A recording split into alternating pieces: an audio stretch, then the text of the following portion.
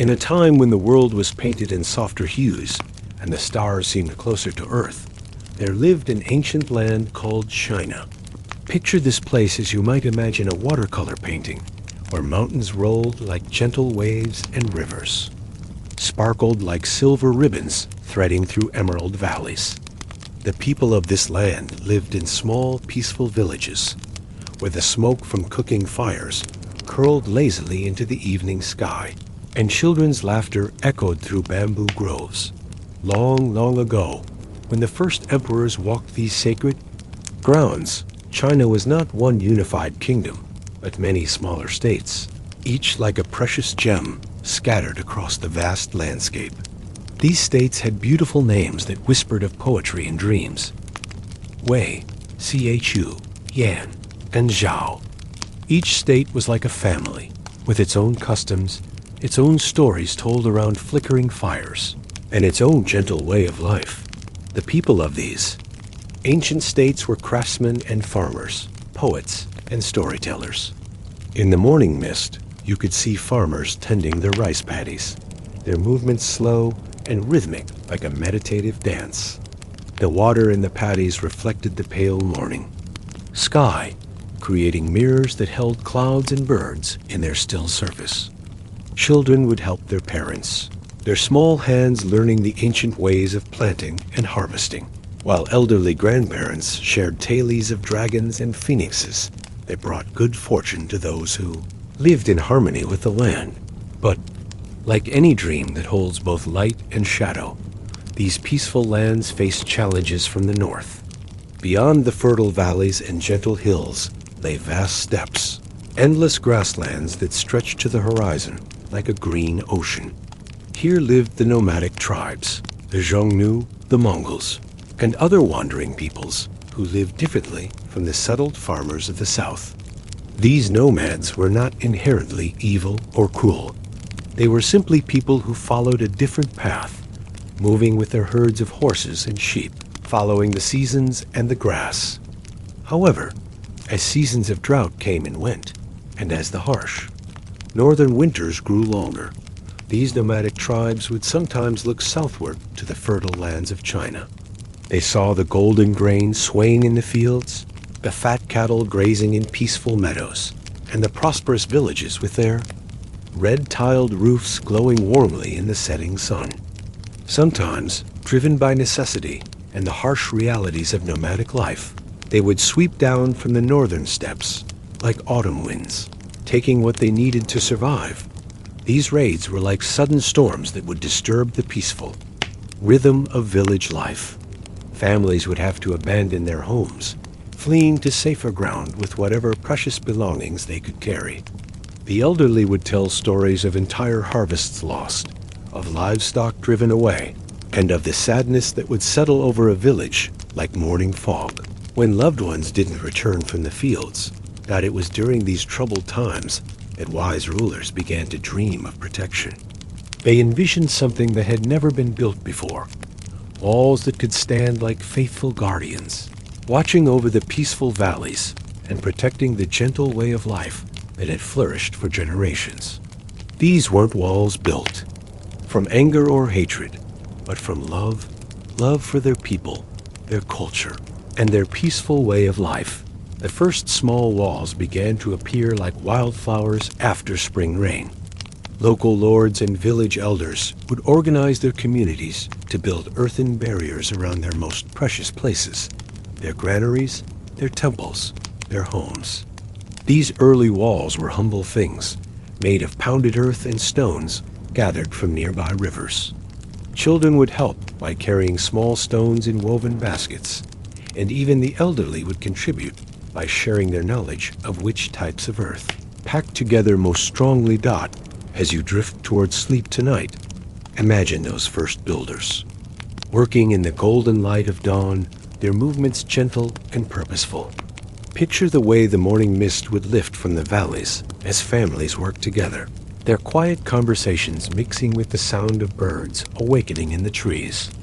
These people understood that true strength comes not from anger or force, but from the quiet determination to protect what is precious and beautiful in the world. The walls they built were more than barriers. They were expressions of hope, symbols of a people's desire to preserve their peaceful way of life for their children and their children's children. Like a parent's gentle hand protecting a sleeping child, these early walls stood as silent guardians over the dreams and aspirations of an ancient civilization. Part 2. The whispered wisdom of warring states as the moon waxed and waned through countless cycles. The scattered states of ancient China grew and changed like flowers in a vast garden. During what historians would later call the Warring States period, each kingdom developed its own character and strength, yet also its own vulnerabilities. Imagine this time as a grand tapestry being woven with threads of many colors, some bright and hopeful, others darker with the shadows of conflict. The state of Xiongnu in the south was known for its poets and musicians. In the evening hours, when work was done and families gathered, you could hear the gentle strumming of ancient instruments drifting across their lands like lullabies. Their walls were built with an artist's eye, incorporating natural curves that followed the contours of hills and valleys, as if the barriers were part of the landscape itself, grown from the earth rather than imposed upon it. Further north, the state of Yan faced more frequent troubles from the nomadic tribes. Their people were hardy and resilient, like mountain pines that bend in strong winds but never break. The walls they built were more robust, constructed with a practical wisdom born from necessity. Yet even these fortifications were built with care and respect for the land. Workers would leave small gaps for wildlife to pass through, understanding that true harmony meant living in balance with all creatures. The kingdom of Zhao developed perhaps the most sophisticated early wall systems. Their builders learned to work with the natural features of the land, following ridgelines and river valleys. They discovered that walls built in harmony with nature's own patterns were stronger and required less maintenance. Their construction sites became places of learning, where master builders would teach young apprentices not just how to stack stones, but how to read the land, how to understand weather patterns, and how to build in ways that would endure through generations. In the state of Wei, innovations in wall building took on an almost mystical quality. Their builders developed techniques for creating walls that seemed to grow organically from the landscape. They learned to mix different types of earth and clay, creating barriers that were both strong and beautiful. These walls were often decorated with simple patterns that told stories: spirals representing the cycle of seasons, wave patterns symbolizing the flow of rivers, and geometric designs that spoke of harmony and balance. The wisdom of these early builders was passed down not through written manuals, but through gentle teaching and patient practice. Master craftsmen would work alongside their students, showing them how to feel the quality of stone, how to judge the right consistency of mortar, and how to align each section of wall with both practical needs and aesthetic beauty. These lessons often took place in the quiet hours of early morning or late evening, when the world was peaceful and the mind could focus on subtle details. As these various states built their protective barriers, they began to develop a shared understanding of defensive architecture. Messengers and traders traveling between kingdoms would carry not just goods and news, but also knowledge about building techniques. An innovation discovered in one state, perhaps a new method for creating stronger foundations, or a design that better deflected wind and rain, would gradually spread to other regions, each kingdom adapting the knowledge to their own needs and materials. The walls of this period were living things in their own way. They provided homes for small creatures. Birds nested in gaps between stones, and plants grew in the rich soil that accumulated along the barriers. Farmers discovered that the windbreak effect of the walls created microclimates that were perfect for growing certain crops. Fruit trees planted along the south-facing sides of walls would produce earlier harvests. Protected from cold northern winds. Villages began to develop around sections of wall with the barriers becoming not just protection, but focal points for community life. Markets would be held in the shelter of the walls, and festivals would celebrate the completion of new sections. Children would play games along the walls, and elderly people would sit in their shadow in the evening, sharing stories and watching the stars appear in the darkening sky. The psychological effect of these walls was as important as their physical protection. They provided a sense of security that allowed communities to focus on the peaceful pursuits that enriched their lives: art, literature, agriculture, and family life. Behind the gentle protection of their walls, scholars could contemplate philosophy. Artists could create beautiful objects, and families could raise their children in relative peace. As you settle into sleep, imagine the soft conversations of these ancient builders as they worked together in the cool of early morning. Picture the way sunlight would strike the newly built walls, casting long shadows that gradually shortened as the day progressed.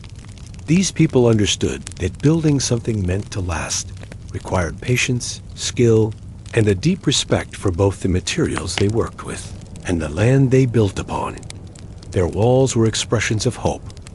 Hope that their peaceful way of life could be preserved, that their children could grow up safely, and that the beautiful traditions they cherished could be passed on to future generations. Like a gentle embrace that protects without constraining, these early walls held their communities in safety while allowing them to flourish and grow. Part 3. The first. Emperor's grand vision in the gentle twilight of ancient times, when the last light of day painted the mountains in shades of rose and gold. A remarkable figure emerged from the state of Qin. This was Qin Shi Huang, a young ruler whose dreams were as vast as the evening sky. Unlike the warring lords who had come before him, he envisioned something that had never existed: a single, unified China where all people could live in harmony, under one peaceful reign. Imagine the young emperor as he stood on the terraces of his palace, watching the sun set over his domains. The scattered walls of the various states stretched across the landscape like silver threads, each protecting its own small portion of the great land.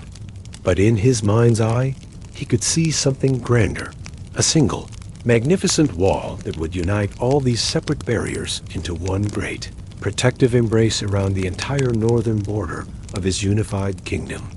The emperor's vision was born not from conquest or aggression, but from a deep desire to bring peace to lands that had known centuries of conflict. He had seen too much warfare between the states, too much suffering caused by endless battles over boundaries and resources.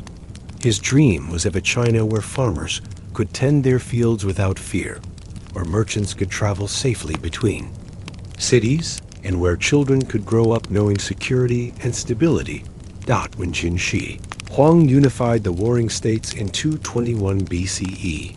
His first concern was not building palaces or monuments to his own glory, but protecting his people.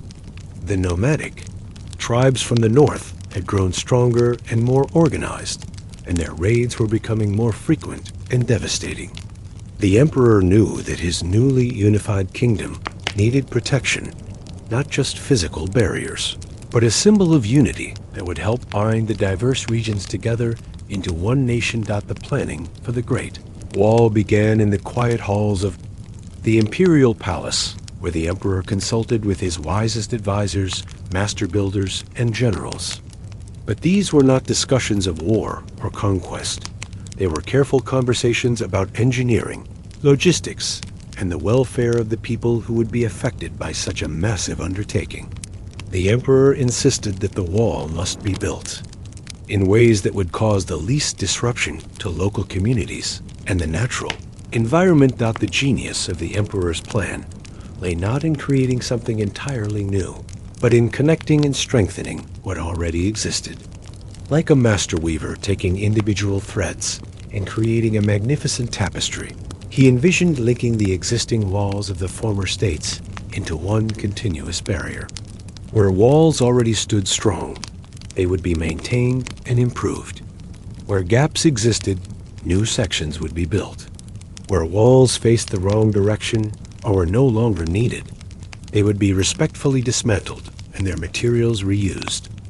General Meng Tian was chosen to oversee this monumental project, and he was selected not for his military prowess alone, but for his wisdom and his reputation for treating workers and local populations with fairness and respect. The general understood that such a massive undertaking could only succeed if it had the support and cooperation of the common people. He established principles for the construction that prioritized the safety and welfare of workers, the protection of farmland, and the preservation of local customs and traditions. The emperor decreed that the wall should follow the natural contours of the land, respecting the wisdom of earlier builders who had learned to work in harmony with rivers, mountains, and valleys. Ancient feng shui principles were consulted to ensure that the wall would not disrupt the natural flow of energy through the landscape. Sacred sites and burial grounds were to be protected and, where possible, incorporated respectfully into the wall's design. Local communities were consulted about the best routes for the wall to take through their territories. Village elders shared their knowledge of local weather patterns, seasonal flooding, and the migration routes of animals. This local wisdom was invaluable in creating a wall that would not only serve its defensive purpose, but would also exist in harmony with the natural and human communities it was meant to protect. The emperor established workshops where artisans could experiment with new building techniques and materials. These were places of innovation and learning, where traditional methods were combined with new ideas to create construction techniques that were both effective and efficient. The goal was not just to build quickly, but to build well, to create something that would endure for generations while requiring minimal maintenance. Supply lines were organized with careful attention to minimizing the impact on local food production. The emperor ordered that grain and other provisions for the wall builders should be sourced in ways that would not create shortages for local populations. Special farms were established near construction sites, and new agricultural techniques were developed to increase food production in areas that would support the builders' dot. As news of the great project spread throughout the kingdom, it began to capture the imagination of the people. Poets composed verses about the wall, comparing it to a great dragon stretching across the land, or to the protective arm of a loving parent. Artists created paintings and sculptures, celebrating the vision of unity and protection that the wall represented. The emperor himself would often travel to construction sites, not in grand processions, but quietly, to observe the work and speak with the builders. He wanted to understand firsthand the challenges they faced and to ensure that his grand vision was being implemented with wisdom and compassion. These visits became legendary among the workers, who appreciated having a ruler who cared enough to see their work personally and to listen to their concerns. As you prepare for sleep, imagine the emperor in those quiet evening moments, standing before maps and plans, not as a conqueror planning war, but as a protector envisioning peace. Picture the gentle conversations between planners and builders, the careful consideration of every detail, and the shared hope that this great wall would bring security and unity to a land that had known too much conflict. The Great Wall began, not with the sound of battle, but with the quiet whisper of a dream of protection, unity, and lasting peace. Part 4. The gentle hands that built stone dreams in the soft light of dawn. When the world holds its breath between night and day, the great construction of the wall began. But this was not the harsh, forced labor that some stories tell. Instead, imagine a great community project where people from all walks of life came together with a shared purpose to build something that would protect their children and their children's children for generations to come. The workers who built the Great Wall were a diverse group, each bringing their own skills and wisdom to the project. There were master stonemasons from the mountain regions who knew secrets of cutting and fitting stone that had been passed down through generations. Their hands moved with the confidence of long practice, selecting each stone not just for its strength, but for its harmony with its neighbors. They would run their fingers over the surface of rocks, reading the grain and structure, as scholars read ancient texts. From the river valleys came the earthworkers, people who understood the subtle art of creating strong walls from tamped earth and clay. They knew which soils would bind together most strongly, how to layer different materials for maximum stability, and how to create drainage systems that would protect their work from the effects of rain and snow. Their tools were simple wooden tampers and woven baskets, but their knowledge was profound. The forest regions sent their finest carpenters and woodworkers, craftsmen who could create the scaffolding, ramps, and tools needed for construction. They built not just functional structures, but beautiful ones, decorating their work with carved patterns and symbols that brought joy to those who used them. Even temporary structures were created with an aesthetic sense because these builders understood that beauty and function go hand in hand. Young people came to learn trades and skills that would serve them throughout their lives. The wall project became like a vast university where master craftsmen taught apprentices not just technical skills, but the deeper wisdom of working with materials and understanding the land. These educational relationships were gentle and patient, with masters taking time to explain not just how to do something, but why it was done that way. Children in relative peace. Families often worked together on the wall, with each member contributing according to their abilities. Children too young for heavy labor would help by carrying water, organizing tools, or preparing meals. Elderly people, whose working days were past, would share their knowledge and stories, helping to maintain the morale and cultural continuity of the work crews. These intergenerational teams created bonds that lasted long after sections of wall were completed. The daily rhythm of construction was carefully planned to work in harmony with natural cycles. Work began at dawn when the air was cool and workers were fresh. The hottest parts of the day were reserved for less strenuous tasks, planning, tool maintenance, or rest. Evening hours were times for community gathering, sharing meals, and cultural activities that kept spirits high and communities connected.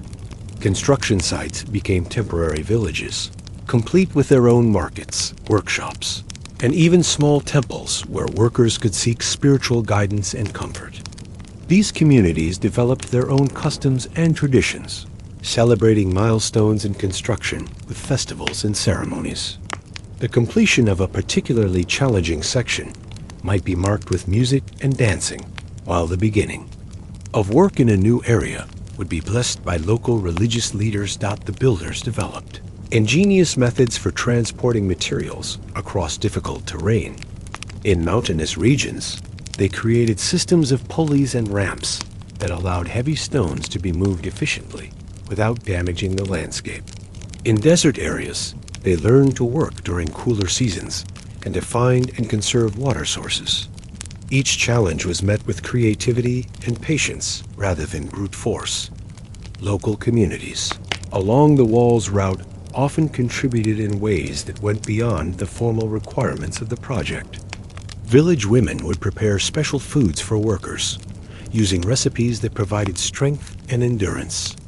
Local hunters and farmers would share their knowledge of the area, helping construction crews avoid dangers and find the best resources. These contributions were voluntary expressions of support for a project that people understood would benefit everyone. The builders also developed deep respect for the natural environment they worked in. When ancient trees stood in the path of the wall, efforts were made to root around them when possible. Sacred groves and natural formations were incorporated into the wall's design rather than destroyed. Workers reported seeing wildlife adapt to the construction, with birds nesting in the scaffolding and small mammals finding shelter in the completed sections.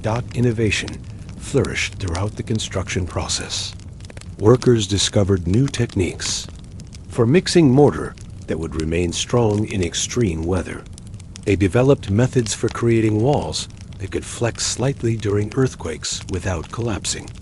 These innovations were shared freely between work crews, creating a culture of learning and improvement that benefited the entire project.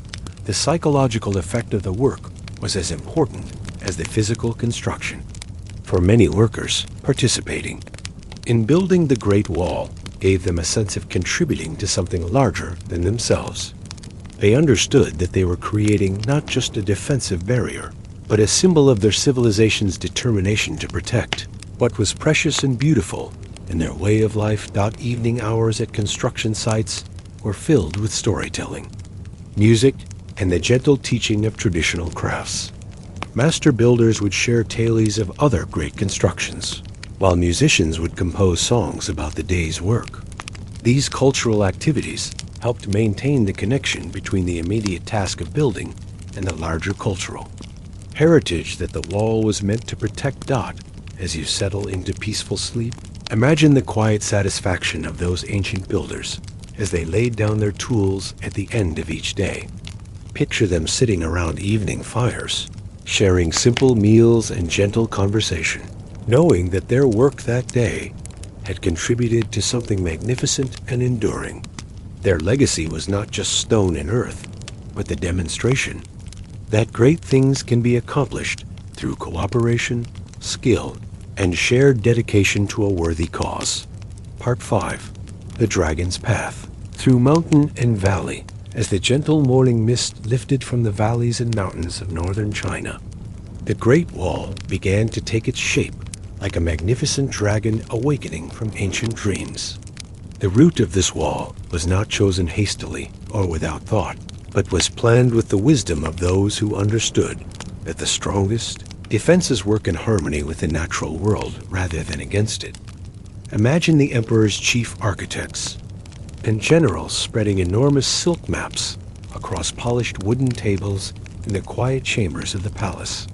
These maps were works of art in themselves, painted with delicate brushstrokes that showed every mountain peak, river bend, and valley. The planners would trace possible routes with their fingers, considering not just military effectiveness, but the impact on the people, animals, and land that the wall would affect. The wall's path was designed to follow the natural fortress that China's geography provided. In the east, where the wall met the sea, builders worked with the rhythm of tides and storms, creating foundations that could withstand the power of ocean waves while providing protection for fishing villages and coastal communities. The sight of the wall emerging from morning sea mist must have been breathtaking, like watching a mythical sea dragon rise from the depths. Moving westward, the wall climbed into the mountains with the patience of a careful climber. Rather than fighting against the steep terrain, the builders learned to work with it, following ridgelines and natural defensive positions. In places where mountains were too steep for conventional construction, ingenious engineering solutions were developed. Walls were built in sections that could be connected by narrow paths carved into cliff faces, creating a defense system that seemed to grow naturally from the rock itself. The most challenging and spectacular sections of the wall were those that crossed high mountain passes. Here, builders had to work in thin air and harsh weather, often during brief summer seasons when the passes were accessible. Yet even in these difficult conditions, the construction maintained its character of thoughtful craftsmanship. Stones were fitted with particular care because repairs would be difficult, and drainage systems were crucial to prevent damage from the freeze-thaw cycles of mountain weather. In the desert regions of the West, the wall took on a different character entirely. Here, builders worked primarily with earth and gravel, creating barriers that could withstand sandstorms and extreme temperature variations. These sections of wall were like patient guardians of the oasis communities, protecting precious water sources and the trade routes that connected China with the far western lands. The builders discovered that different regions required different approaches and materials. In areas with abundant stone, Walls were built with carefully fitted rocks that created patterns, pleasing to the eye as well as strong in structure. In regions where stone was scarce, compressed earth techniques were refined to create walls that were both durable and economical. Bamboo was used as reinforcement in some areas, creating walls that had flexibility as well as strength. River crossings presented special challenges that were met with remarkable engineering solutions. Where the wall had to cross streams and rivers, builders created gates and water controls that served multiple purposes. These structures not only maintained the defensive integrity of the wall, but also helped manage water flow for irrigation and flood control, benefiting local communities in ways that extended far beyond defense. The wall's route was planned to protect, not just against military threats, but against the natural disasters that could affect border communities. In areas prone to flooding, the wall was built high enough to serve as a levee during seasonal floods. In regions where sandstorms were common, the wall provided crucial windbreaks that protected farmland and villages from the erosive effects of wind-blown sand. Local communities along the wall's route often found that their lives were improved by its presence in unexpected ways. The wall created microclimates that were favorable for certain crops, provided shelter for livestock during storms, and served as a highway for communication and trade between previously isolated regions. Guard posts became centers of local commerce, and the wall itself became a landmark that helped travelers navigate the sometimes confusing terrain of mountains and deserts. The construction process revealed the incredible diversity of China's landscapes and peoples. Builders working in the humid south learned techniques from colleagues working in the arid north. Mountain peoples shared their knowledge of working in steep terrain with those accustomed to flat plains. This exchange of knowledge and techniques created innovations that benefited not just the wall project, but construction and engineering throughout the empire. Wildlife corridors were incorporated into the wall's design where possible, allowing for the seasonal migration of animals that had followed the same routes for thousands of years. Gates and openings were positioned to minimize disruption to natural systems, and local ecological knowledge was sought and respected throughout the planning process. The wall's route also took into account the spiritual and cultural significance of the landscape. Sacred mountains were approached with reverence, and the wall was rooted to protect rather than disturb important religious sites. Ancient burial grounds were respected, and in some cases, the wall was designed to incorporate and protect historical monuments and cultural landmarks. As construction progressed, the wall began to serve as more than just a defensive barrier. It became a unifying symbol that connected diverse regions and peoples under a shared identity. Messages and supplies could travel along the wall's length, creating communication networks that strengthened the bonds between distant parts of the empire.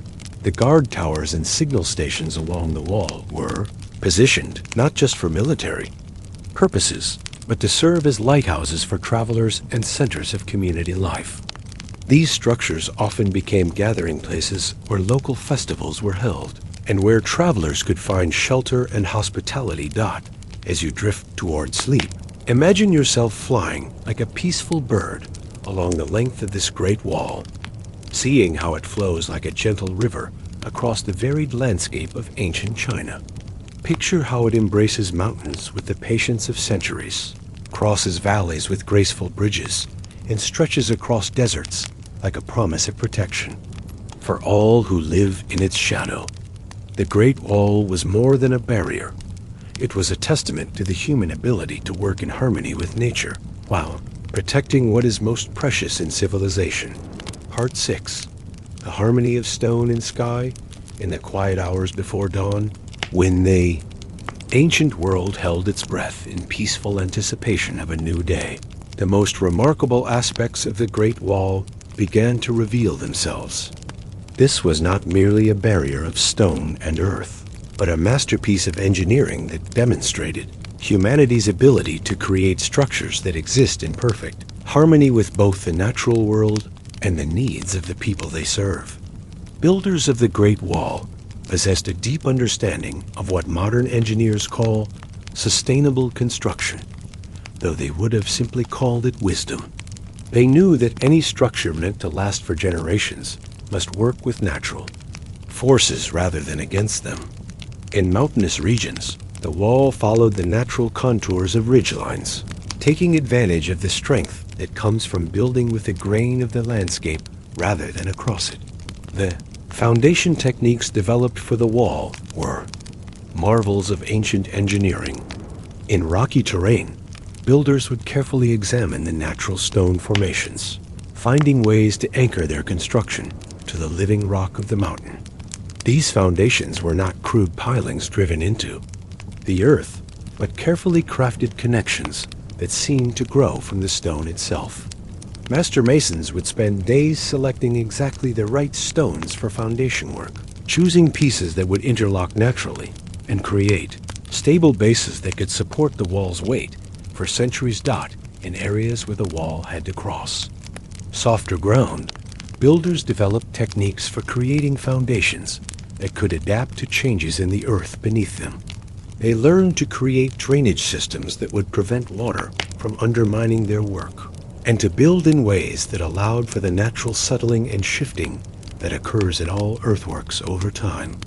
These techniques required patience and skill, but they created sections of wall that could endure floods, earthquakes, and the gradual changes that time brings to all landscapes. The wall's design incorporated sophisticated understanding of structural engineering, principles that would not be formally recognized by scholars until centuries later. The builders instinctively understood concepts like load distribution, material stress, and the importance of flexibility in large structures. They created walls that could bend slightly without breaking, that could shed water efficiently, and that could expand and contract with temperature changes without developing dangerous cracks. One of the most remarkable aspects of the wall's construction was the attention paid to ventilation and climate control within the structure itself. Guard towers and fortified sections included carefully designed air circulation systems that kept these spaces comfortable for the soldiers and officials who lived and worked there. Windows and openings were positioned to take advantage of prevailing winds for cooling in summer and to minimize heat loss in winter. The builders also demonstrated remarkable understanding of acoustics. Signal drums and horns used for communication along the wall were positioned in locations where sound would carry most effectively. The design of guard towers included features that would amplify voices and drums, allowing messages to be passed along the wall's length with remarkable speed and clarity. These acoustic features were built into the very structure of the wall, creating a communication system that was both effective and beautiful. Materials used in the wall's construction were chosen not just for their strength and availability, but for their harmony with local environments. In regions where certain types of stone were traditional building materials, the wall incorporated these materials, creating structures that felt like natural extensions of local architectural traditions. This attention to aesthetic harmony helped ensure that local communities would take pride in their sections of the wall and would maintain them with care. The wall's construction also demonstrated advanced understanding of thermal dynamics. In cold northern regions, walls were built with thick sections that could absorb heat during the day and release it slowly at night, helping to moderate temperature extremes. In desert regions, walls were designed to create shade and to channel cooling breezes, making guard posts and rest areas more comfortable for those who served there. Water management along the wall was particularly sophisticated. Builders created systems for collecting and storing rainwater, ensuring that guard posts would have reliable water supplies even during dry periods. These systems included not just cisterns and reservoirs, but also channels and filters that could provide clean water for drinking and other uses. In some areas, the wall's water management systems served nearby communities as well, providing irrigation for crops and clean water for villages. The wall incorporated advanced understanding of height, what we now call ergonomic design. Steps, doorways, and passages were built to dimensions that would be comfortable for the people who used them regularly. Guard posts included features like built-in furniture, storage areas, and even small gardens where soldiers could grow fresh vegetables and herbs. These details made life along the wall more pleasant and helped maintain the morale of those who served there. Lighting systems along the wall were ingeniously designed to work with both natural and artificial illumination. Guard towers included features that would focus and direct torchlight and firelight for maximum effectiveness. Windows and openings were positioned to take advantage of moonlight and starlight for nighttime visibility. During the day, reflective surfaces were used to direct sunlight into areas that might otherwise be dark. The wall's construction demonstrated remarkable sensitivity to local ecosystems. In areas where seasonal animal migrations were important, the wall included passages and gates that could be opened to allow wildlife to pass through. Native plants were often incorporated into the wall's landscaping, creating habitats that supported local wildlife while also providing practical benefits, like erosion control and food for emergency situations. Artistic elements were woven throughout the wall's design in ways that enhanced both its beauty and its function. Decorative stonework often incorporated practical features like drainage channels or handholds for climbing.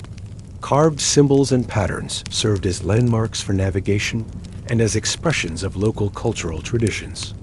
These artistic touches transformed what could have been a purely utilitarian structure into something that lifted the spirits of all who saw it dot as you settle into peaceful sleep.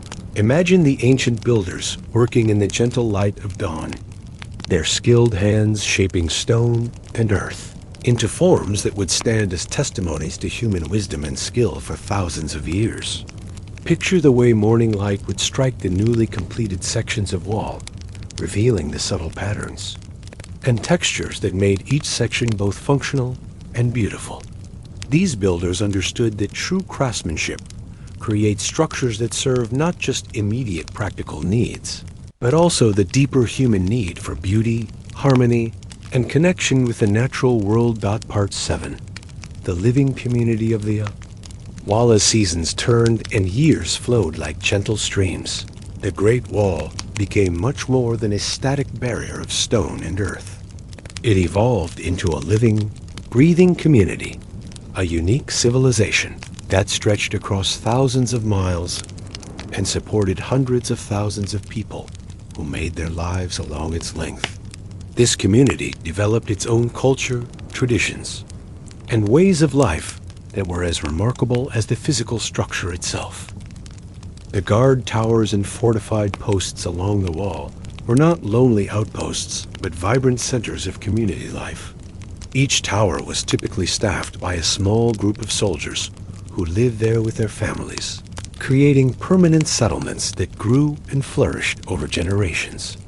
These communities developed their own local customs, dialects, and traditions while maintaining connection to the larger Chinese culture through the communication networks that ran along the wall's length. Children born and raised along the Great Wall grew up with a unique perspective on the world. They learned to read the signals and signs that passed along the wall's communication system as naturally as other children learned to read the changing seasons.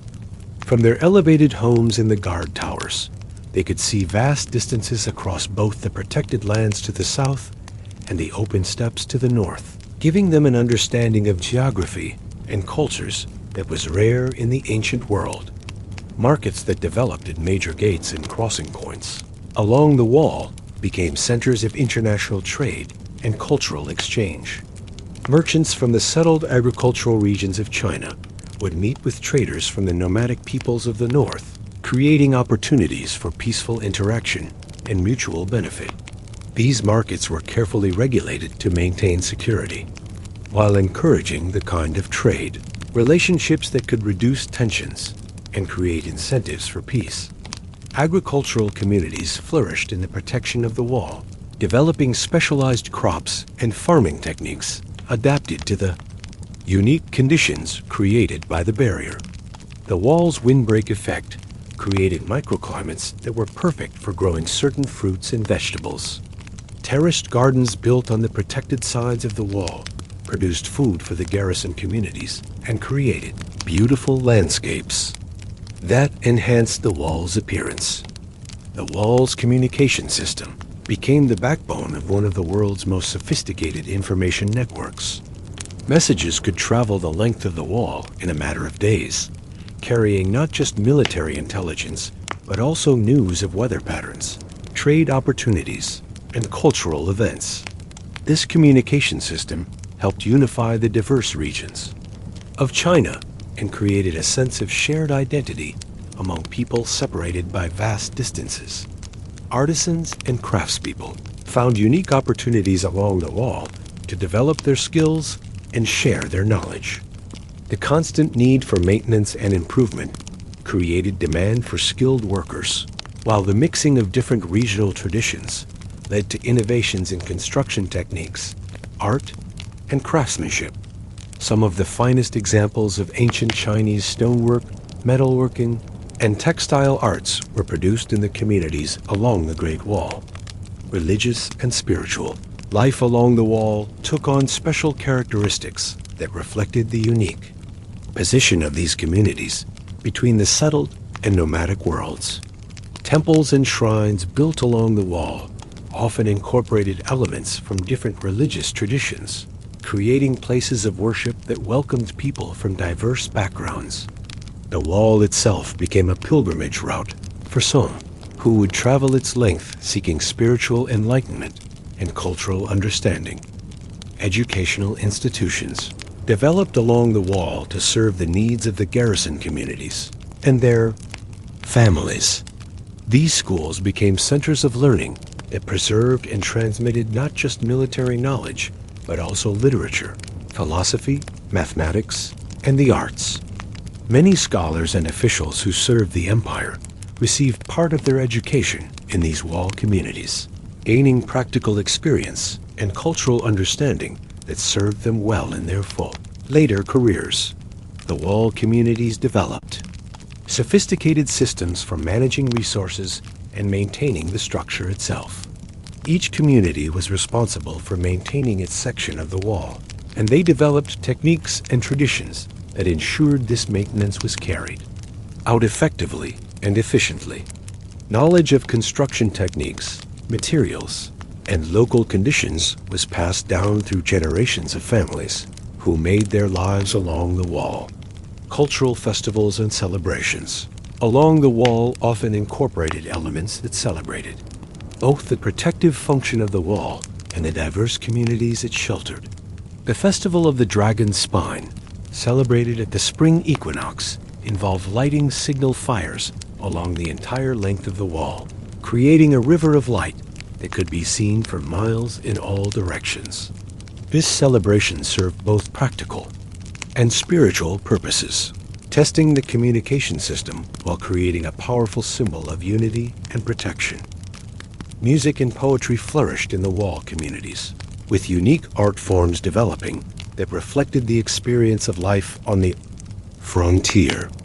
Songs were composed that could carry information along with entertainment, and poems were created that captured the beauty of the landscapes visible from the wall's heights. These cultural expressions helped maintain morale and create lasting bonds between communities. Separated by great distances, the wall became a laboratory for innovations in many fields beyond construction and military science. Agricultural techniques developed along the wall helped improve food production throughout the empire. Medical knowledge grew as garrison physicians learned to treat conditions unique to frontier life and shared their discoveries with colleagues. In other regions, even culinary arts benefited, as cooks learned to create nutritious and flavorful meals from the resources available in different regions along the wall. Trade guilds and professional organizations developed along the wall to support the various crafts and services needed by the communities. These organizations maintained standards of quality and training while also preserving traditional techniques and knowledge. They created networks of mutual support that helped ensure the wall communities could maintain their way of life through changing political and economic conditions. The social structure of wall communities was notably egalitarian compared to many other parts of ancient Chinese society. The shared challenges and dangers of frontier life created bonds that transcended traditional class distinctions. Scholars and soldiers, craftsmen and farmers, merchants and officials all worked together as neighbors and colleagues, creating communities where individual merit and contribution were valued above. Inherited status. Women in wall communities often enjoyed greater freedom and responsibility than their counterparts in other parts of China. The practical demands of frontier life meant that everyone's skills and knowledge were needed, regardless of gender. Women served as traders, crafters, healers, and even in some cases as military advisors, creating precedents for gender equality that influenced broader Chinese society. The wall communities developed sophisticated approaches to conflict resolution and diplomacy with neighboring nomadic peoples. Rather than viewing all outsiders as enemies, many wall communities established trading relationships and cultural exchanges that benefited both sides. These peaceful interactions often prevented conflicts that might otherwise have required military intervention. Environmental stewardship became an important part of wall community culture. The people who lived along the wall understood that their long-term survival depended on maintaining the health of the ecosystems around them. They developed practices for sustainable hunting, fishing, and gathering that ensured these resources would remain available for future generations. As you prepare for sleep, imagine the evening activities in these ancient wall communities. Families gathering for dinner in homes built into the wall itself. Children playing games in courtyards between towers. Scholars teaching lessons by lamplight. And guards maintaining their vigilant watch while also participating in the rich social life of their communities. The Great Wall was not just a barrier, but a home to thousands of people who created a unique and vibrant civilization in the space. Between Worlds. Part 8, the seasons of stone and memory, through the gentle passage of countless seasons, the Great Wall witnessed the rhythm of life that flows like music through all things. Spring would come softly to the wall, with wildflowers blooming in the crevices between stones and birds returning from southern migrations to build their nests in the sheltered spaces of the towers. The people of the wall communities would emerge from their winter quarters like flowers opening to sunlight, beginning the annual cycle of maintenance, planting, and renewal that kept their unique civilization thriving. In spring, the wall came alive with the sounds of renewal and hope. Master craftsmen would inspect their sections of the structure, noting any damage from winter storms or the freeze-thaw cycles that could weaken mortar and stone. But this maintenance was not merely repair work. It was an opportunity for improvement and artistic expression. Each spring brought innovations in technique and design as builders, incorporated lessons learned from the previous year's experiences. Young people along the wall looked forward to spring as a time of learning and growth. Apprenticeships would begin or resume, with master craftsmen taking on new students eager to learn the ancient arts of stonework, earth building, and the 100 other skills needed to maintain the great structure. These relationships between teachers and students were more than mere job training. They were the passing on of cultural wisdom and the preservation of knowledge that had been accumulated over generations. The arrival of summer brought increased activity along the wall, as the good weather made travel and communication easier. Trade caravans would arrive at the gates, bringing goods from distant lands and news from the outside world. These interactions were carefully managed to maintain security while encouraging the peaceful exchange that benefited everyone. Children from wall communities would gather to hear stories from travelers, learning about the vast world beyond their mountain homes. Summer festivals along the wall were spectacular affairs that drew visitors from great distances.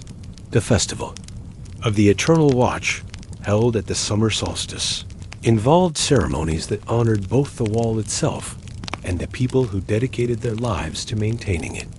Signal fires would be lit in patterns that created beautiful displays visible for miles, while musicians and dancers performed traditional pieces that told the story of the wall's construction and purpose. Agricultural activities in summer focused on tending the specialized crops that grew in the wall's unique microenvironments. Fruit trees trained to grow against the south-facing sides of the wall would be heavy with ripening peaches, pears, and apricots. Vegetable gardens tucked into protected courtyards would produce abundant harvests of crops that could be preserved for the winter months ahead.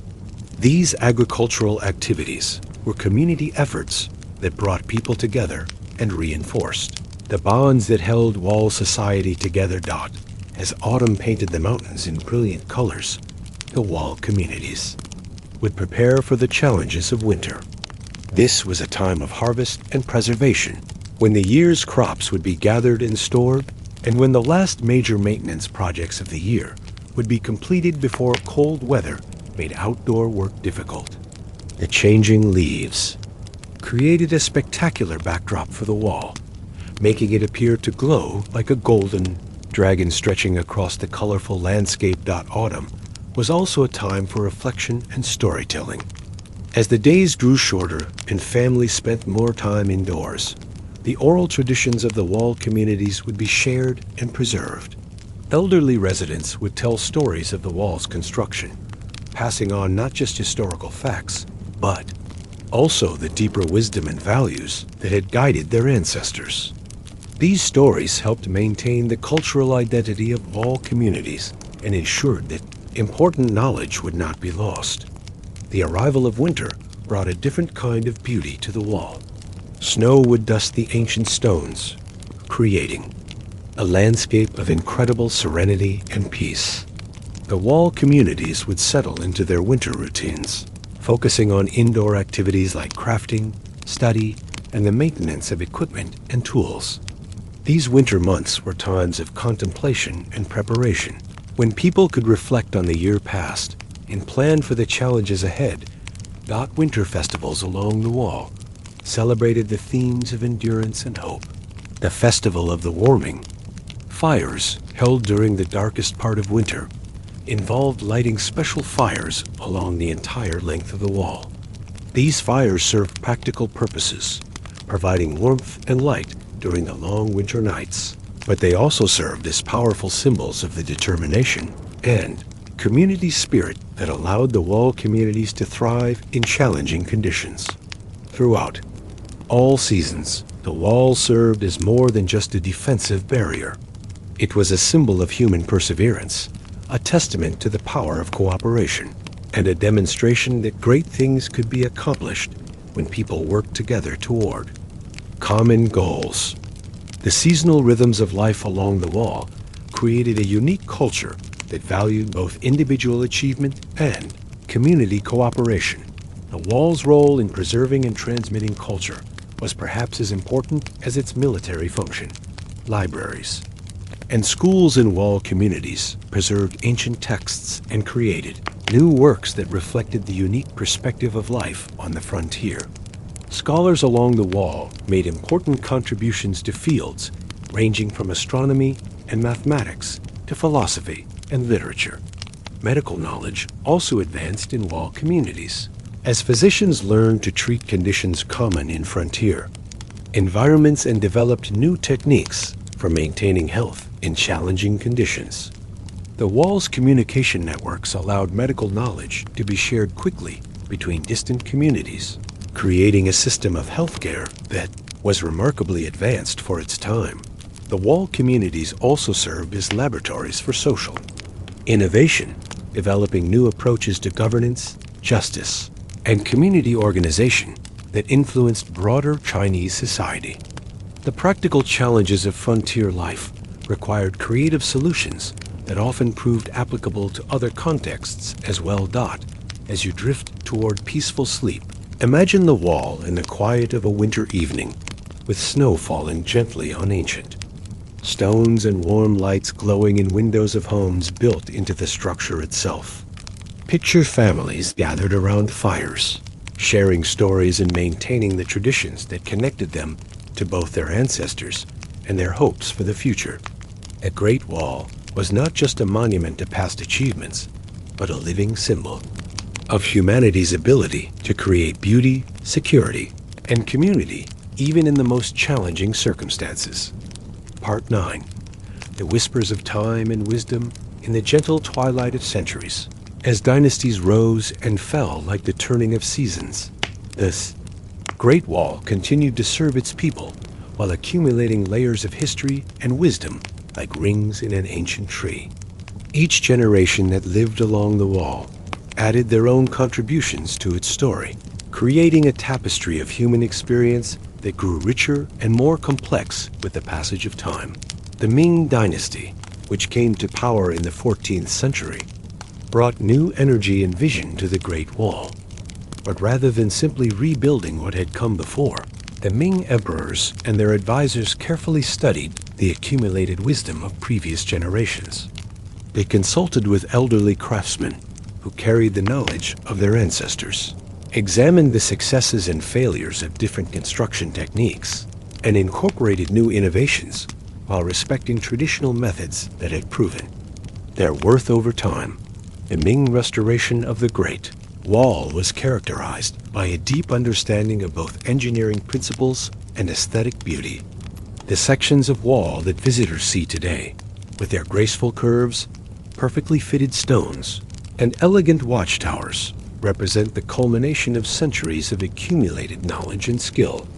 Every stone was placed with intention, every curve planned with both practical and artistic considerations in mind. Master architects of the Ming period developed construction techniques that seemed to blend engineering with poetry. They learned to create walls that appeared to flow naturally across the landscape, following contours with such grace that the barrier seemed to have grown from the earth itself, rather than being built upon it. These architects understood that true strength comes not from fighting against natural forces, but from working in harmony with them. The watchtowers built during the Yao Ming period were marvels of both military engineering and domestic architecture. Each tower was designed to serve multiple functions as defensive positions, communication centers, living quarters for garrison families, and symbols of imperial authority. But they were also designed with attention to comfort and beauty, including features like courtyards for growing gardens, rooms with optimal lighting for various activities, and architectural details that please the eye as well as serving practical purposes. Local communities along the wall during the Yao Ming period developed unprecedented levels of prosperity and cultural sophistication. The long peace that characterized much of the Ming era allowed wall communities to focus on activities beyond simple survival and defense. Schools and libraries flourished, artistic traditions reached new heights of refinement, and technological innovations continued to improve both the construction and maintenance of the wall. The wall became a center for scientific and technological advancement during this period. Astronomers built observatories in some of the taller watchtowers, taking advantage of their elevation and distance from city lights to make accurate observations of celestial phenomena. Engineers experimented with new materials and construction techniques, developing innovations that influenced architecture throughout the empire. Scholars along the wall made important contributions to fields ranging from mathematics and geography to philosophy and literature. Trade along the wall reached new levels of sophistication during the Ming period. The various gates and crossing points became centers of international commerce where goods, ideas, and cultural influences from across Asia would meet and mingle. These commercial activities were carefully regulated to maintain security while maximizing the benefits of peaceful exchange. The wealth generated by this trade helped support the wall communities and funded ongoing improvements to the structure. Agricultural techniques along the wall continued to evolve and improve. Farmers in wall communities developed new methods for terracing steep slopes, managing water resources, and creating the specialized growing conditions needed for various crops. The wall's windbreak effect was utilized to create protected growing areas where delicate plants could thrive. These agricultural innovations were shared with farming communities throughout China, improving food production across the empire. The communication systems along the wall reached remarkable levels of efficiency and reliability during the Ming period. Messages could travel the entire length of the wall in a matter of days, creating an information network that connected the imperial capital with the most remote frontier regions. This communication system played a crucial role in maintaining the unity and stability of the Chinese Empire during a period of rapid change and external pressures. Cultural and artistic, life along the wall flourished as never before. The unique perspective of life on the frontier inspired new forms of poetry, music, and visual art that captured both the grandeur of the wall itself and the experiences of the people who lived along it. These artistic traditions influenced broader Chinese culture while also preserving the distinctive identity of wall communities. Religious and philosophical traditions along the wall during the Ming period reflected the multicultural nature of frontier life. Buddhist temples, Confucian schools, and Taoist monasteries could all be found along the wall, often in close proximity to each other. This religious diversity created an environment of tolerance and intellectual exchange that was remarkable for its time. The wall communities developed sophisticated approaches to environmental management during this period. They understood that their long-term survival depended on maintaining the health of the ecosystems around them, and they developed practices for sustainable resource use that allowed them to thrive without depleting the natural resources they depended on. These environmental practices were often codified in community laws and customs that were passed down through generations. Women in Ming period wall communities enjoyed levels of education and social mobility that were unusual for their time. The practical demands of frontier life meant that everyone's talents and abilities were needed, regardless of gender. Women served as traders, artisans, teachers, and even in some cases as military advisors, creating precedents that influenced social attitudes throughout China. The educational systems that developed in wall communities during the Ming period were notably inclusive and practical. Schools along the wall taught not just classical Chinese literature and philosophy, but also practical skills like engineering, agriculture, and international trade. Students from wall communities often went on to serve in important positions throughout the empire, bringing with them the unique perspectives and skills they had acquired on the frontier Ghat as you settle into peaceful sleep.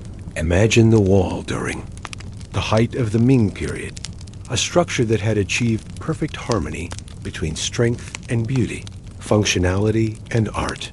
Picture the gentle glow of evening lights in the watchtowers, the sound of scholars discussing philosophy in temple courtyards, and the quiet satisfaction of craftsmen who knew that their daily work contributed to something magnificent and enduring. The Great Wall had become more than a defensive barrier. It was a symbol of human civilization at its finest, demonstrating that security and beauty, strength and culture could exist in perfect harmony. Part 10. The Eternal Legacy of Stone and Spirit. As we reach the end of our gentle journey through the story of the Great Wall, we find ourselves in the peaceful present, where this ancient marvel continues to inspire and protect in ways its original builders could never have imagined. The wall that began as a dream of unity and protection has become a symbol of human achievement that speaks to people of all nations and backgrounds, reminding us of what becomes possible when vision, skill, and dedication work together across generations. Today, when the morning sun rises over the mountains of northern China, it illuminates not just ancient stones and weathered earth, but a living testament to the power of human cooperation and perseverance. The Great Wall that visitors see today is the result of more than 2,000 years of continuous care and attention, with each generation adding their own contributions while preserving the wisdom and achievements of those who came before. Modern conservation efforts along the Great Wall represent a continuation of the same spirit that animated its original builders. Teams of skilled craftsmen work with the same patience and attention to detail that characterized the ancient builders, using traditional techniques alongside modern technology to preserve the wall for future generations. These contemporary guardians of the wall understand that they are not just maintaining a tourist attraction, but preserving an irreplaceable piece of human heritage. Archaeological discoveries along the wall continue to reveal new insights into the lives and achievements of the people who built and maintained it over the centuries. These discoveries remind us that the wall was never just a military fortification, but a complete civilization with its own unique culture, traditions, and way of life. The artifacts and structures being uncovered help us understand not just how the wall was built, but why it was built and what it meant to the people who made their lives along its length. The wall's influence on modern Chinese culture remains profound and multifaceted. It serves as a symbol of national identity and pride, representing the best qualities of Chinese civilization: patience, skill, perseverance, and the ability to work together toward common goals. Chinese artists, writers, and philosophers continue to draw inspiration from the wall, creating new works that explore its meaning for contemporary life. International visitors to the Great Wall often report being moved by more than just its impressive scale and engineering.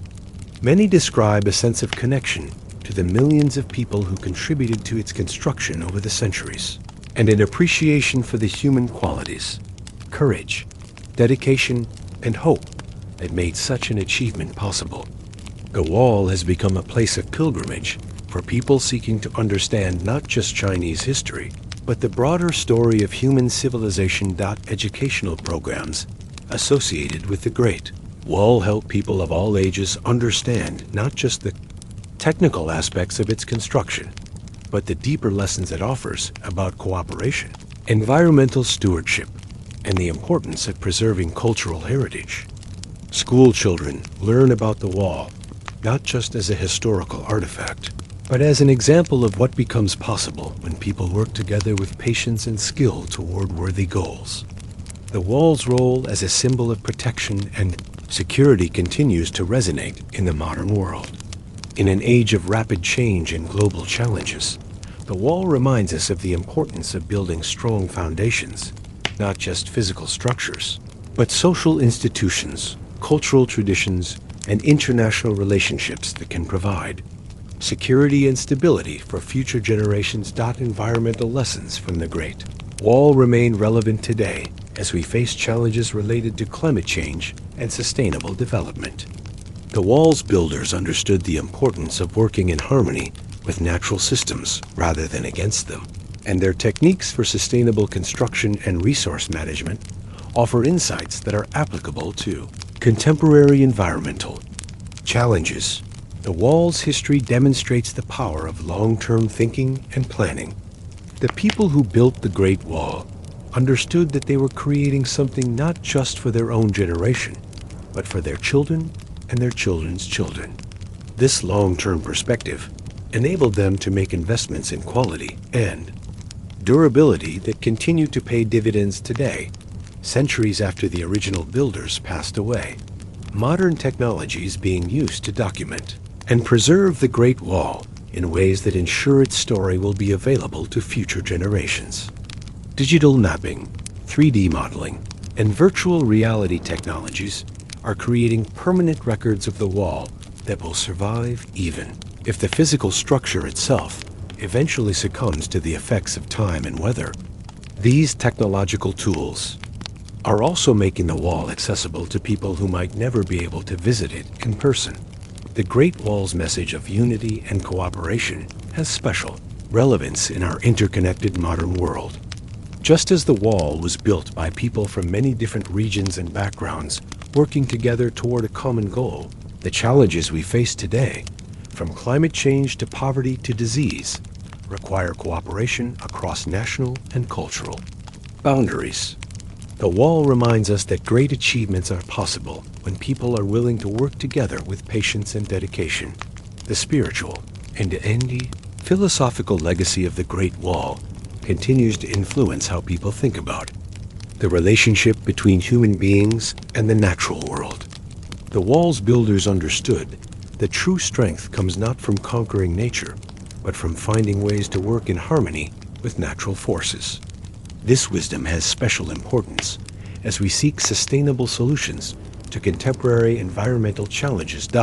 As you settle into the deep peace of sleep, imagine the Great Wall as it stands tonight under the vast canopy of stars, ancient stones that have witnessed the rise and fall of dynasties, the changing of seasons through countless centuries, and the dreams and aspirations of millions of human beings.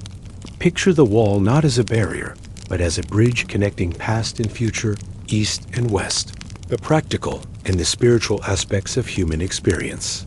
The Great Wall teaches us that the greatest human achievements are not born from conquest or domination, but from the desire to protect what is precious and beautiful in life.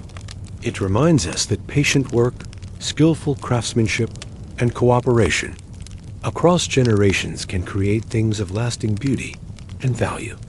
Most importantly, it shows us that when we work together with wisdom, dedication, and respect for both our fellow human beings and the natural world, we can accomplish things that seemed impossible to previous generations.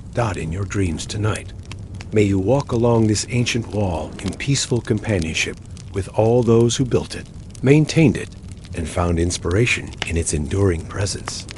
May you carry with you the wall's gentle lessons about the power of human cooperation, the importance of protecting what we hold dear, and the eternal truth that the greatest monuments are built not from stone and earth alone, but from the hopes, dreams, and dedicated efforts of people working together toward a better future. Sweet dreams, and may the spirit of the Great Wall, that ancient symbol of protection, unity, and human achievement, watch over your sleep and inspire your own. Dreams of what becomes possible when we combine vision with patience, strength with wisdom, and individual effort with collective purpose. Part 11. The Guardians of the Silent. Watchtowers in the hushed hours between midnight and dawn, when the world rests in peaceful slumber. The ancient watchtowers of the Great Wall have always maintained their silent vigil. These graceful structures, rising like gentle giants from the wall's spine, have witnessed countless sunrises and moonlit nights, each one carrying stories of the dedicated guardians who made these towers their homes and kept the flame of protection burning through the centuries. Imagine ascending the worn stone steps of one of these towers on a quiet evening, your footsteps echoing softly in the circular stairwell that spirals upward like a seashell. The stones beneath your feet have been polished smooth by thousands of previous climbers, soldiers, messengers, merchants, and pilgrims who have all made this same journey upward toward the light and air of the tower's crown. Each step carries you not just higher above the ground, but deeper into the peaceful rhythms of life that have characterized the wall for over 2 millennia. The watchtowers were designed as complete miniature worlds, self-contained communities that could sustain their residents through long periods of isolation. The ground floor typically served as storage space for grain, water, weapons, and other supplies. But these storage areas were not grim, utilitarian spaces. They were often decorated with carved symbols and painted designs that reflected both practical needs and aesthetic sensibilities. Pottery vessels for storing grain were shaped with elegant curves and painted with patterns that told stories or conveyed good wishes. Tool racks were crafted with the same care given to fine furniture, turning necessary equipment into objects of beauty. The second floor of most towers served as living quarters for the garrison families. These rooms were designed with remarkable attention to comfort and functionality. Windows were positioned to provide optimal light during different times of day, while also serving as observation points for watching the surrounding terrain. Built-in furniture maximized the use of space, while providing comfort for daily activities like cooking, eating, studying, and sleeping. Heating systems, often ingeniously integrated into the tower structure, provided warmth during harsh winter months, while also serving as cooking facilities. The upper levels of the towers were devoted to their primary function as observation and communication posts. But even these functional spaces reflected the aesthetic sensibilities of their builders. Observation platforms were designed to provide maximum visibility while also creating pleasant spaces where guards could spend long hours without fatigue. Seating areas incorporated ergonomic principles that would not be formally recognized by modern science for centuries. Communication equipment, signal flags, drums, horns, and fire braziers were arranged in ways that were both functional and beautiful. The daily routine of tower life followed rhythms that connected the inhabitants to both the natural world and the larger community of the wall. Guards would begin their day before dawn, watching for the first light that would signal the end of night watch and the beginning of day activities. This transition time was often marked by quiet ceremonies, the lighting of morning incense, the offering of prayers for protection and guidance, or simply the sharing of tea while watching the sun paint the mountains in soft colors. Communication between towers was an art form that combined practical necessity with cultural expression. The signal systems developed along the Great Wall were sophisticated networks that could transmit complex messages across vast distances in a remarkably short time. But these communications were not limited to military intelligence. Towers also shared information about weather patterns, trade opportunities, cultural events, and personal news that helped maintain the social bonds that held wall communities together. The signal fires that travelers can still see today were carefully designed to burn with different colors and intensities to convey specific meanings. The fuel for these fires was specially prepared, often including aromatic woods and herbs that would create distinctive scents as well as visual signals. During festivals and celebrations, the signal fires would be lit in coordinated patterns that created spectacular displays visible for miles in all directions. The guards who staffed these towers were not simply soldiers waiting for battle. They were complete human beings with families, interests, and skills that extended far beyond military duties. Many were accomplished craftsmen who used their quiet hours to create beautiful objects, carved wooden ornaments, woven textiles, painted scrolls, or metalwork. These crafts served both practical and aesthetic purposes, providing useful items for daily life, while also expressing the creative spirit that flourished in the peaceful environment of tower life. Children raised in the watchtowers developed unique perspectives and abilities. Growing up at elevation, they learned to read weather patterns and natural signs with extraordinary skill.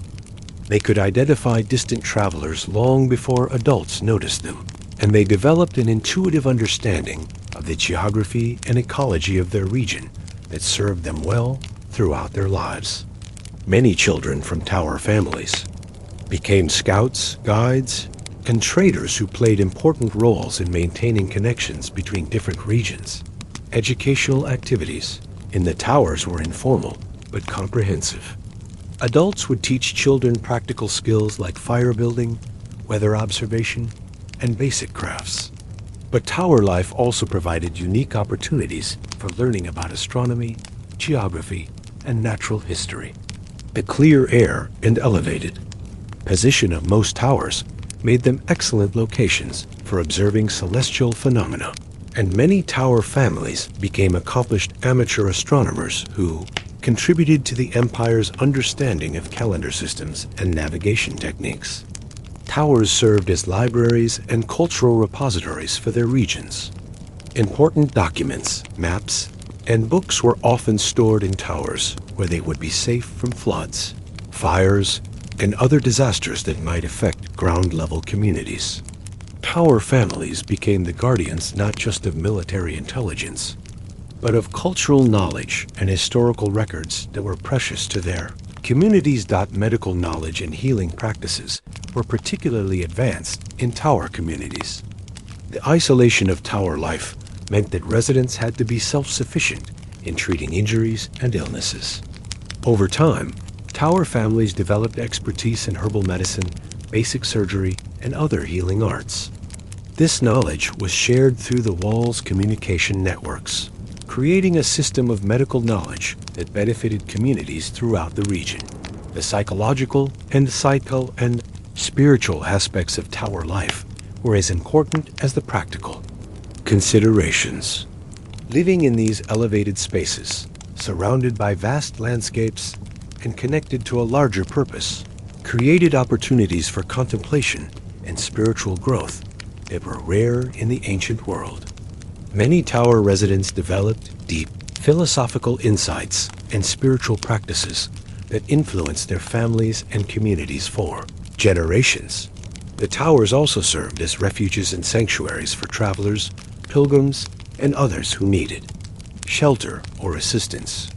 The tradition of hospitality in tower communities was legendary, with families sharing their limited resources with strangers and providing aid to those in need. This generosity was not just individual kindness, but a cultural value that was passed down through generations and helped create the reputation for hospitality that characterized wall communities. As you imagine yourself settling into sleep in one of these ancient towers, picture the gentle sounds of evening life, the soft conversation of families, the rustle of silk banners in the night breeze, and the distant calls of night birds. Imagine the peaceful satisfaction of knowing that your presence and vigilance contribute to the safety and security of countless people sleeping peacefully in villages and cities beyond the horizon. The watchtowers of the Great Wall were not just military installations, but homes where people lived complete and meaningful lives while serving something greater than themselves. Part 12. The Silk Roads and Gentle Commerce as the seasons turned and years flowed. Like gentle streams through the valleys of time, the Great Wall became more than a barrier between north and south. It evolved into a bridge that connected diverse peoples and cultures to the ancient magic of peaceful trade. Along the wall's length, at carefully chosen gates and crossing points, marketplaces flourished, where the products of distant lands and the dreams of many peoples came together in harmonious exchange. The relationship between the Great Wall and the famous Silk Roads was like a delicate dance between protection and openness, security and hospitality.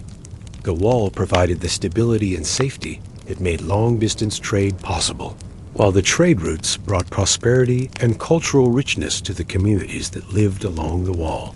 This symbiotic relationship created one of history's most remarkable examples of how defensive structures could also serve as foundations for peaceful cooperation and mutual understanding. Imagine approaching one of the great gate markets of the wall on a clear morning when the air is crisp and filled with the sounds of awakening commerce.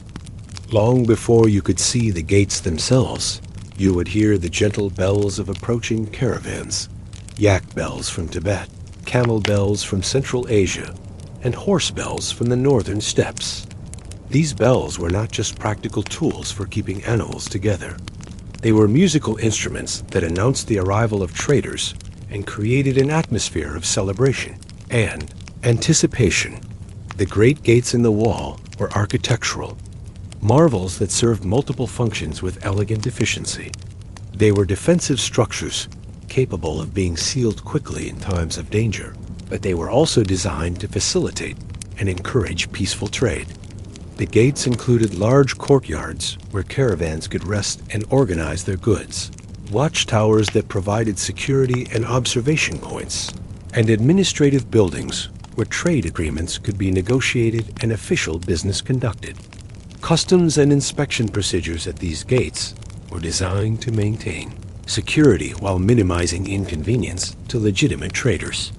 Officials who worked at the gates were chosen not just for their administrative skills, but for their knowledge of languages, customs, and trade practices of various peoples. These officials often became cultural ambassadors who helped facilitate understanding between different groups and resolve misunderstandings that might otherwise lead to conflict. The variety of goods that passed through the walls gates was extraordinary and reflected the vast network of trade relationships that connected China with the rest of the known world. Silk, of course, was the most famous export, but Chinese traders also carried porcelain, tea, spices, lacquerware, and countless other products that were prized throughout Asia and beyond. The quality and beauty of these goods were not accidental. Chinese craftsmen understood that their products served as ambassadors for their culture and took great pride in creating items that would reflect well on their homeland. Incoming caravans brought goods that were equally precious and exotic to Chinese consumers. Central Asian traders carried carpets, jewels, and metalwork of exquisite craftsmanship. From India came spices, textiles, and precious stones. Northern nomads traded horses, furs, and leather goods. These products were not just commercial commodities. They were windows into other cultures and ways of life that enriched Chinese civilization and broadened the perspectives of people who might otherwise have had limited exposure to foreign cultures. The marketplaces that developed around the walls gates became centers of cultural exchange as well as commercial activity. Languages mixed in the air as traders negotiated in Chinese, Mongolian, Turkic, Persian, and other tongues. Children from local communities would gather to listen to stories told by travelers from distant lands. Musicians and storytellers from different cultures would share their arts, creating fusion performances that delighted audiences and created new artistic traditions. Food culture in these trading centers was particularly rich and diverse. Local cooks learned to prepare dishes from many different culinary traditions, creating fusion cuisines that reflected the multicultural nature of gate communities. Spices and cooking techniques from distant lands were incorporated into local traditions, creating new flavors and dishes that became permanent parts of regional cuisine. Tea culture, in particular, flourished in these settings, with elaborate ceremonies developing around the preparation and serving of tea to visitors. From different cultures, the wall's role in facilitating peaceful trade had important diplomatic implications. Many potential conflicts between China and neighboring peoples were resolved through trade relationships rather than military action. The economic benefits of peaceful trade created incentives for cooperation and mutual respect that were often more effective than military threats in maintaining stability along the frontier. Nomadic leaders, who might otherwise have been tempted to raid Chinese settlements, found that they could achieve greater prosperity through peaceful trade. Women played particularly important roles in the trading communities along the wall. Many were skilled craftspeople who produced goods for trade, while others served as translators, negotiators, and cultural interpreters who helped facilitate communication between different groups. Some women became successful merchants in their own right, traveling with caravans and establishing trade relationships that spanned continents. The multicultural environment of gate communities often provided women with opportunities for independence and achievement that were rare in other parts of ancient society. The educational impact of this cultural mixing was profound. Children who grew up in gate communities were naturally multilingual and culturally sophisticated. They learned not just languages, but different ways of thinking about art, religion, family relationships, and social organization. This exposure to diversity created a generation of natural diplomats and cultural ambassadors who played important roles in maintaining peaceful relationships between China and its neighbors. Religious tolerance and syncretism flourished in these trading centers. Buddhists, Confucians, Taoists, Muslims, Christians, and followers of various traditional beliefs all found welcome in communities where commercial success depended on maintaining good relationships with people of all backgrounds. Temples and religious centers and gate communities often incorporated architectural and artistic elements from multiple traditions, creating unique spiritual environments that reflected the multicultural nature of their congregations. The technological exchange that occurred through these trading relationships was as important as the exchange of goods and ideas. Chinese innovations like papermaking, printing, gunpowder, and the compass spread westward along the trade routes, while technologies from other regions enhanced Chinese capabilities in areas like metallurgy, agriculture, and navigation. This technological cross-pollination accelerated innovation and improvement throughout the connected regions. Banking and financial services developed along the wall to support the complex needs of long-distance trade. Merchants needed ways to transfer funds, exchange currencies, and obtain credit for their ventures. The financial institutions that developed to meet these needs were often partnerships between Chinese and foreign merchants, creating economic relationships that reinforced the political benefits of peaceful trade. The seasonal rhythms of trade along the wall created annual cycles of activity and celebration. Spring brought the renewal of trade relationships after winter's pause, with festivals and ceremonies marking the arrival of the first caravans. Summer was the peak trading season, when the largest and most important exchanges took place.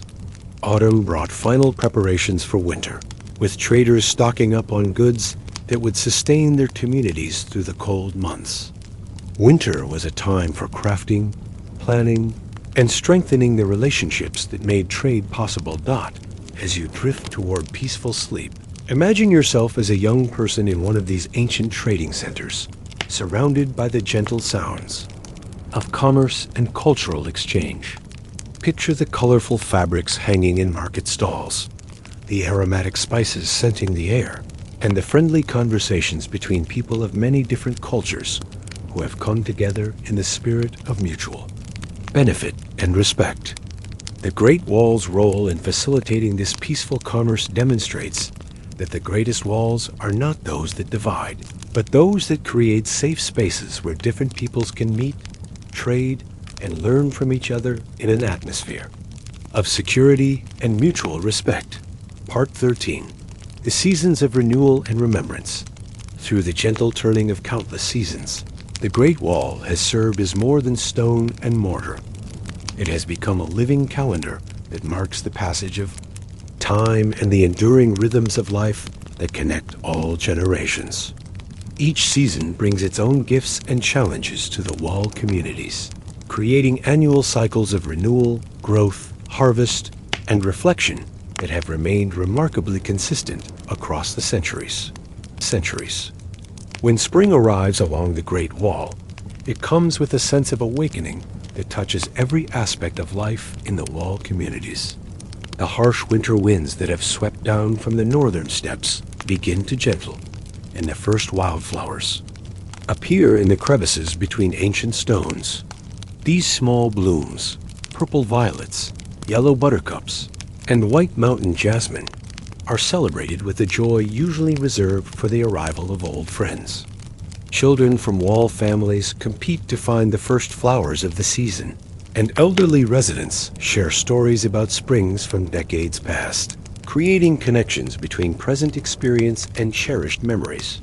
The spring renewal extends far beyond the natural world to encompass the human communities that call the wall home. This is the season when maintenance crews emerge from their winter workshops to begin the annual process of inspecting, repairing, and improving their sections. of the wall. But this maintenance work is approached not as a burden or obligation, but as a celebration of craftsmanship and a renewal of the covenant between the present generation and their ancestors. Built the wall. Master craftsmen lead teams of apprentices along the wall's length, examining every stone, every joint, every drainage channel, with the careful attention of physicians examining patients. They look not just for obvious damage, but for subtle signs of stress or weakness that might develop into problems if left unattended. This process of examination and diagnosis is itself a form of meditation, requiring patience, skill, and deep understanding of materials and construction techniques that have been refined over generations. The repair work that follows these inspections is carried out with the same attention to curve, beauty, and harmony that characterized the original construction. New stones are selected not just for their structural properties, but for their compatibility with the existing work in terms of color, texture, and grain. Mortar is mixed according to traditional formulas that have been passed down through generations, often incorporating local materials like crushed shells or specific types of clay that give the mortar distinctive properties. And colors. Spring is also the season when the wall's gardens come back to life. Many towers and guard posts include small garden areas where families grow vegetables, herbs, and flowers for their own use. These gardens serve multiple purposes. They provide fresh food and medicine. They beautify the living spaces, and they connect the residents to the natural cycles that govern all life. The planning and planting of these gardens is a community activity that brings families together and reinforces the social bonds that hold wall communities together. The garden traditions along the wall reflect the multicultural nature of the communities. Chinese families grow traditional vegetables like bok choy and winter melon alongside Central Asian melons and Persian herbs. Children learn to identify and cultivate plants from many different traditions, creating an understanding of agriculture that is both practical and culturally rich. These gardens often become informal schools where knowledge about plants, soils, weather patterns, and nutrition is passed from one generation to the next. As spring progresses into summer, the wall communities enter their most active and social period. The longer days and warmer weather make travel easier, and this is the season when traders, officials, and visitors are most likely to arrive at the various gates and crossing points. The communities prepare for these visitors with the same care and attention that families use when preparing for honored guests.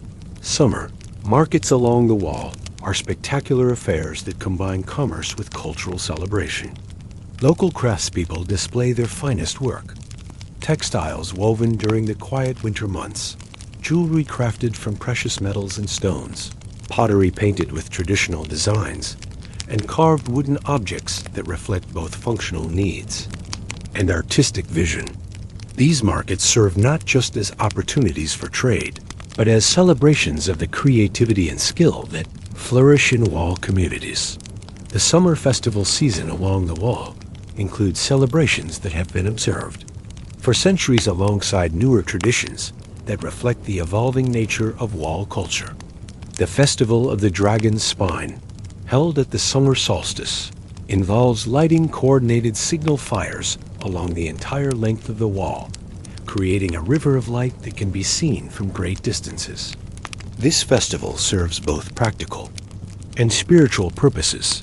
It tests the communication systems while creating a powerful symbol of unity and connection. Music and dance during summer. Festivals reflect the multicultural heritage of wall communities.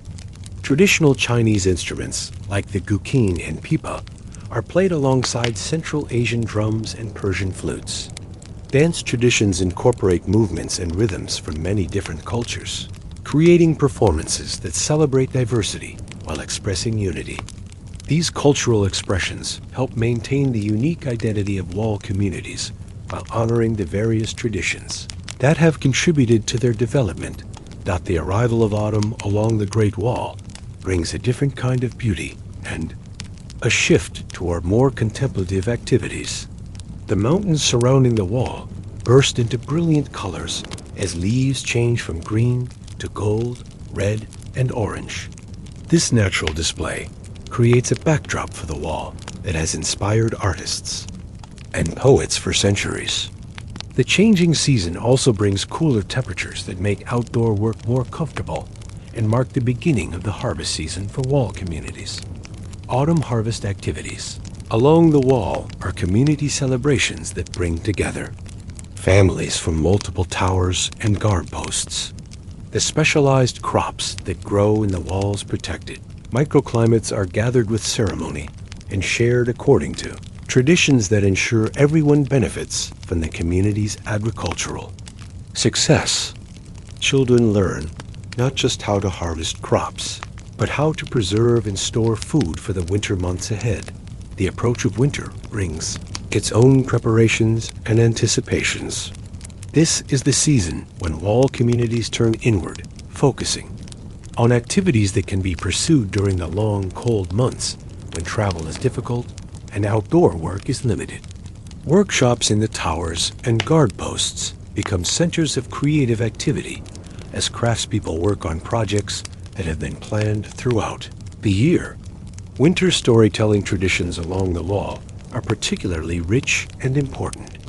The long evenings provide time for elderly residents to share the oral histories that preserve the memory and wisdom of previous generations. These stories include not just historical facts, but also moral teachings, practical knowledge, and cultural values that help maintain the identity and cohesion of wall communities.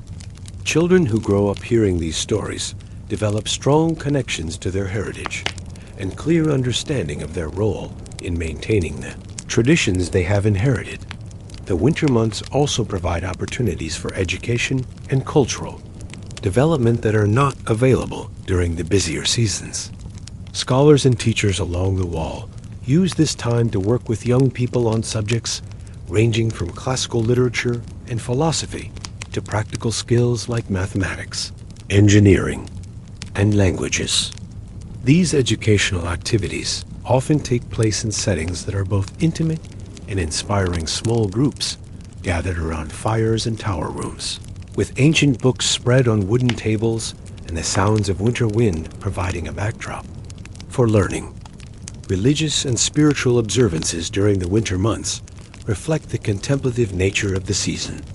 Many wall communities observe periods of meditation and reflection that help individuals and families prepare for the renewal that will come with spring.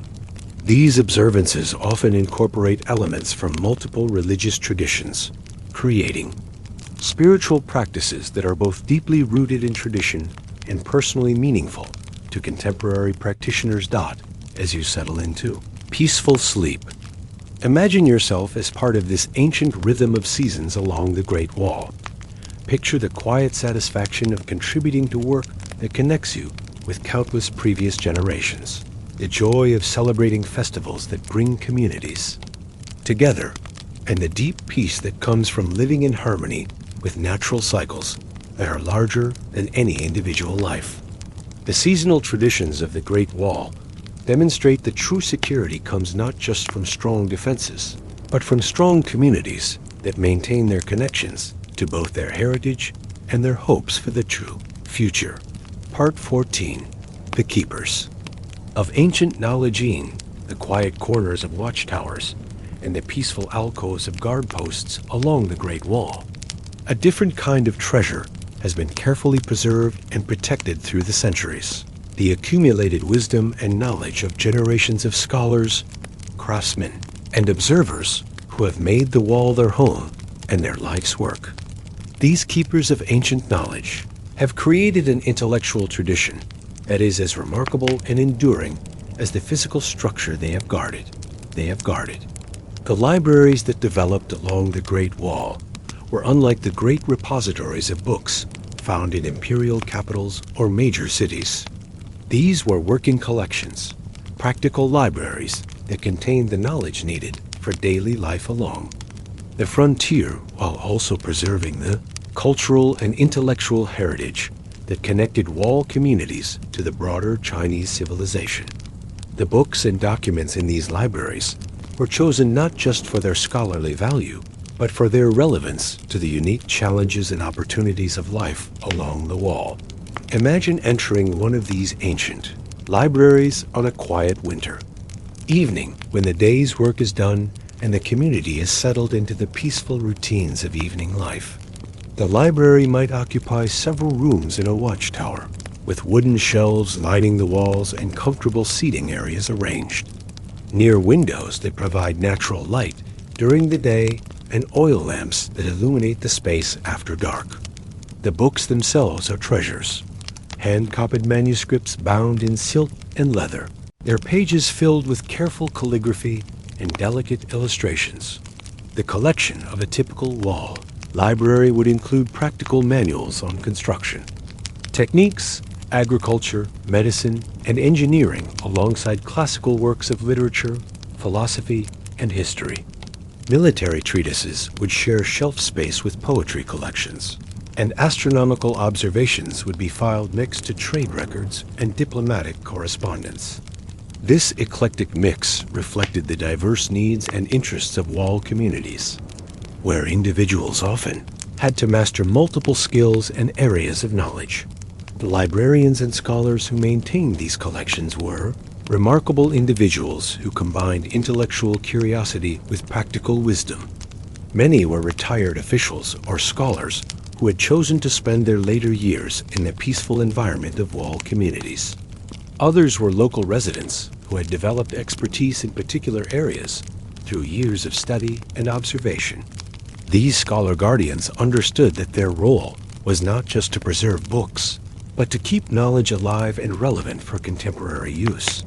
Teaching traditions along the wall were informal but comprehensive, reflecting the understanding that knowledge is only valuable when it is shared and applied.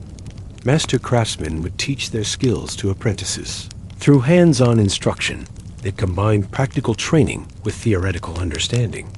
Scholars would share their knowledge through evening discussions and study groups that were open to anyone in the community who is interested in learning. The astronomical knowledge that developed along the Great Wall was particularly sophisticated and practical.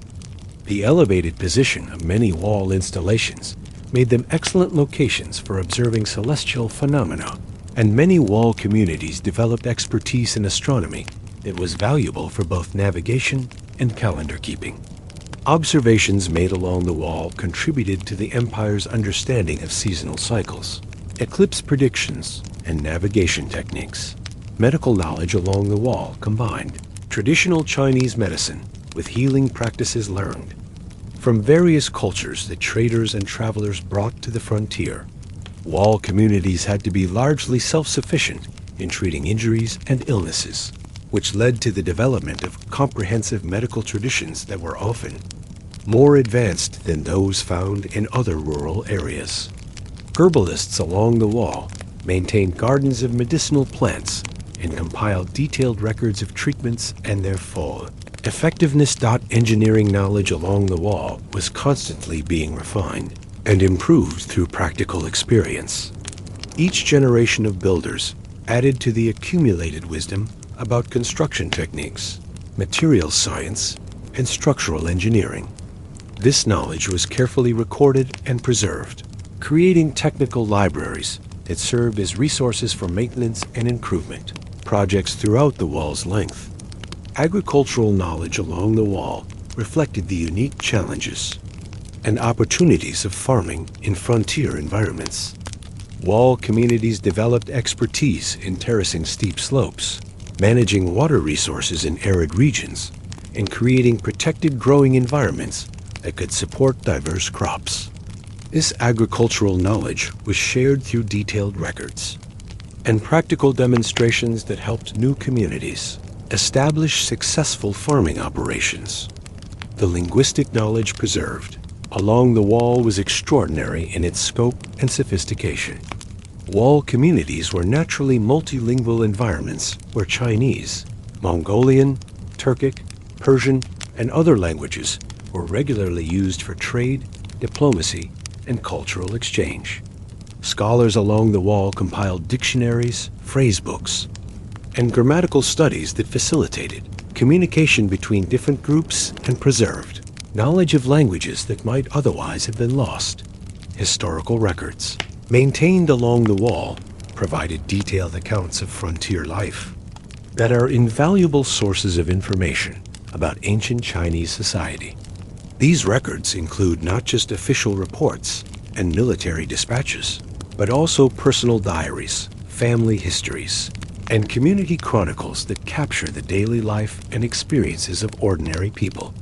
These historical documents reveal that wall communities were far more culturally rich and intellectually sophisticated than is often assumed. Technological innovation along the wall was driven by the practical needs of frontier life and the creative energy that developed in communities where people from different backgrounds shared their knowledge and skills. Wall communities developed improvements in metallurgy, textiles, food preservation, construction techniques, and many other areas. These innovations were carefully documented and shared with other communities, creating networks of technological exchange that benefited the entire region. The preservation methods used for books and documents along the wall were sophisticated and effective. Scholars understood the importance of protecting their collections from moisture, insects, fire, and other threats. They developed techniques for copying and recopying important documents to ensure that knowledge would not be lost if original sources were damaged. They also created storage systems that protected books while keeping them accessible for regular use. Women played important roles in the intellectual life of wall communities, often serving as teachers, scholars, and guardians of cultural traditions. Many were accomplished in calligraphy, poetry, and other literary arts, while others specialized in practical knowledge like medicine, agriculture, or textile production. The relatively egalitarian nature of frontier life meant that women's intellectual contributions were often more recognized and valued than valued. In other parts of Chinese society, the educational philosophy that developed along the wall emphasized practical wisdom alongside academic learning. Students were encouraged to develop not just knowledge, but also the judgment and character needed to apply that knowledge wisely. This educational approach produced individuals who were not only learned, but also capable of leadership and innovation in their communities. Children's education along the wall began early and was comprehensive, including both formal instruction and informal learning through participation in community activities. Children learned to read and write using classical texts, but they also learned practical skills like construction techniques, plant identification, and language skills through daily interaction with diverse community members. The scholarly networks that connected wall communities to each other and to the broader Chinese intellectual tradition were maintained through regular correspondence and periodic gatherings where scholars could share their research and discoveries. These networks ensured that wall communities remained connected to developments in scholarship and learning throughout the empire, while also contributing their own unique insights and discoveries. As you prepare for peaceful sleep, imagine yourself in one of these ancient libraries, surrounded by the accumulated wisdom of centuries and the gentle presence of scholars who have dedicated their lives to preserving and sharing knowledge. Picture the satisfaction of learning something new each day, of contributing to the store of human understanding, and of being part of a tradition that values both practical wisdom and intellectual curiosity. The scholarly traditions of the great wall demonstrate that true civilization requires not just physical protection, but also the preservation and cultivation of the knowledge and wisdom that make life meaningful and fulfilling. Part 15. The living spirit of eternal protection. As our gentle journey through the story of the Great Wall draws toward its close, we find ourselves contemplating not just the physical structure that stretches across the mountains and deserts of northern China, but the living spirit that continues to animate this remarkable achievement of human cooperation and vision. The Great Wall that exists today is more than an ancient monument. It is a living testament to the enduring human capacity for creating beauty, security, and meaning through patient work and shared dedication. In the soft light of dawn, when the first rays of sun illuminate the ancient stones and cast long shadows across the valleys below, a great wall seems to breathe with a life of its own. This is not mere poetic fancy. The wall truly is alive.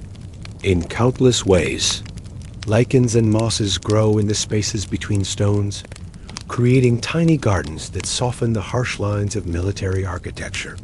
Birds nest in the crevices and towers, filling the air with songs that have provided a soundtrack for wall life for centuries. Plants root themselves in the rich soil that accumulates along the wall's base, creating linear forests that provide habitat for wildlife and beauty for human observers. The human life that continues along the wall today maintains connections to the ancient traditions while adapting to contemporary needs and circumstances. Villages that grew up in the shadow of the wall continue to thrive, with families whose ancestors have lived along the wall for generations, maintaining their connections to this remarkable heritage. These modern guardians of the wall understand that they are not just living near a historical monument, but participating in a living tradition that connects them to the hopes and dreams of countless previous generations. Modern conservation efforts along the Great Wall represent the continuation of the same spirit of careful stewardship that has characterized the wall's maintenance throughout its history. Teams of skilled craftsmen work with traditional tools and techniques alongside modern technologies to preserve the wall's structural integrity, while respecting the aesthetic and cultural values that have made it a treasure for all humanity. These contemporary builders understand that their work is not just technical restoration, but cultural preservation that maintains the connection between past and future. The educational role of the Great Wall in contemporary China and the world continues to evolve and expand. Schools throughout China incorporate the wall's story into their curricula, teaching students not just historical facts, but also lessons about cooperation, perseverance, and the importance of working together toward common goals.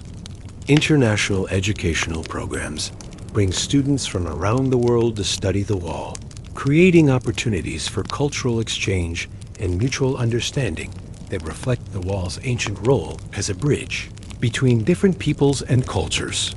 Scientific research along the Great Wall continues to reveal new insights into ancient engineering techniques, environmental history, and cultural practices. Archaeologists uncover artifacts and structures that shed light on daily life in wall communities, while environmental scientists study the wall's impact on local ecosystems and its role in creating unique biological habitats. This ongoing research demonstrates that the wall continues to serve as a source of knowledge and discovery, just as it has for centuries. The wall's role as a symbol of human achievement extends far beyond China's borders. People from every continent and culture find inspiration in the story of the Great Wall, seeing in it proof that human beings can accomplish remarkable things when they work together with patience, skill, and dedication. The wall has become a universal symbol of what is possible when individual efforts are combined in service of a worthy common cause. Modern technology is being used to document and preserve the Great Wall in ways that ensure its story will be available to future generations, regardless of what happens to the physical structure. Digital mapping projects create detailed records of every section of the wall, while virtual reality technologies allow people who cannot visit the wall in person to experience its majesty and grandeur.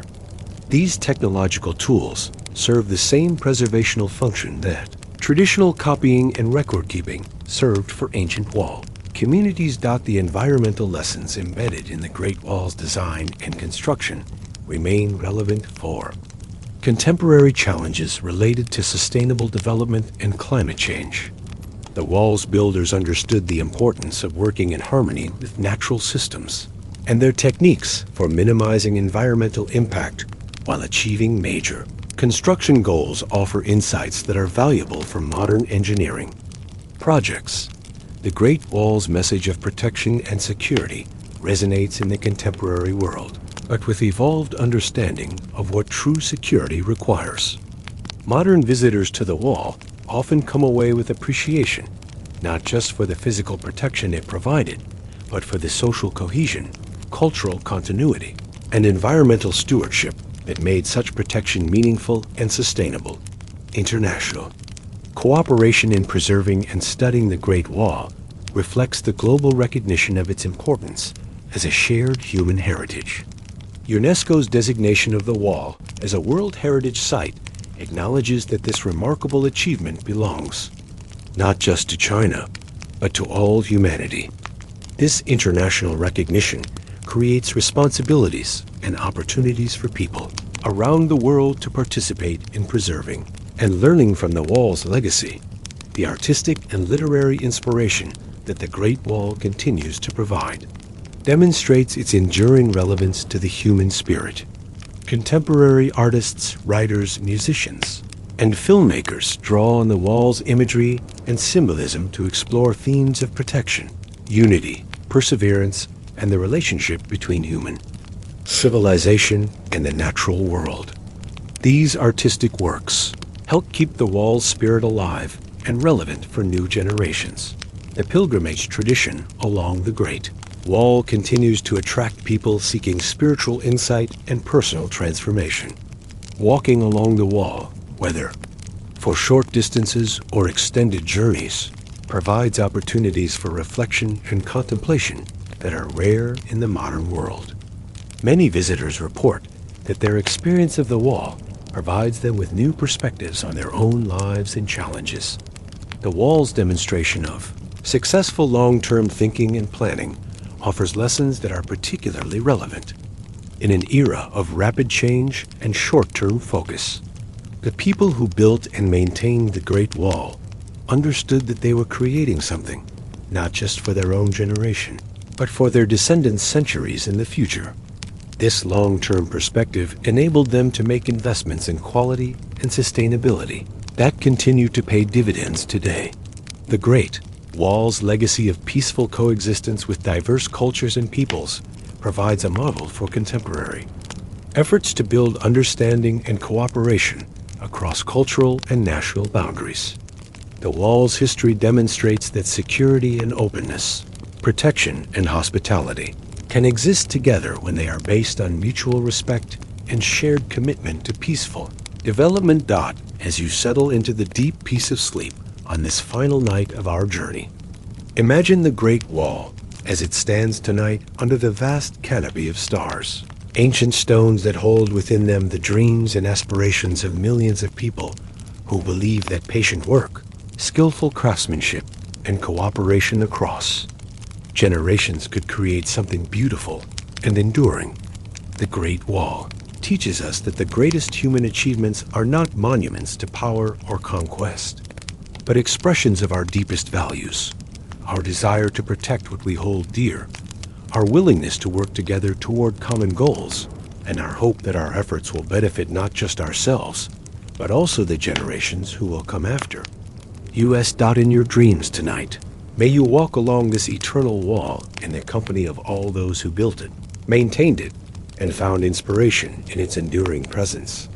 May you carry with you the wall's gentle wisdom about the power of human cooperation, the importance of thinking beyond our own lifetimes, and the eternal truth that the greatest walls are not those that divide, but those that create safe spaces, where beauty, knowledge, and human flourishing can take root and grow.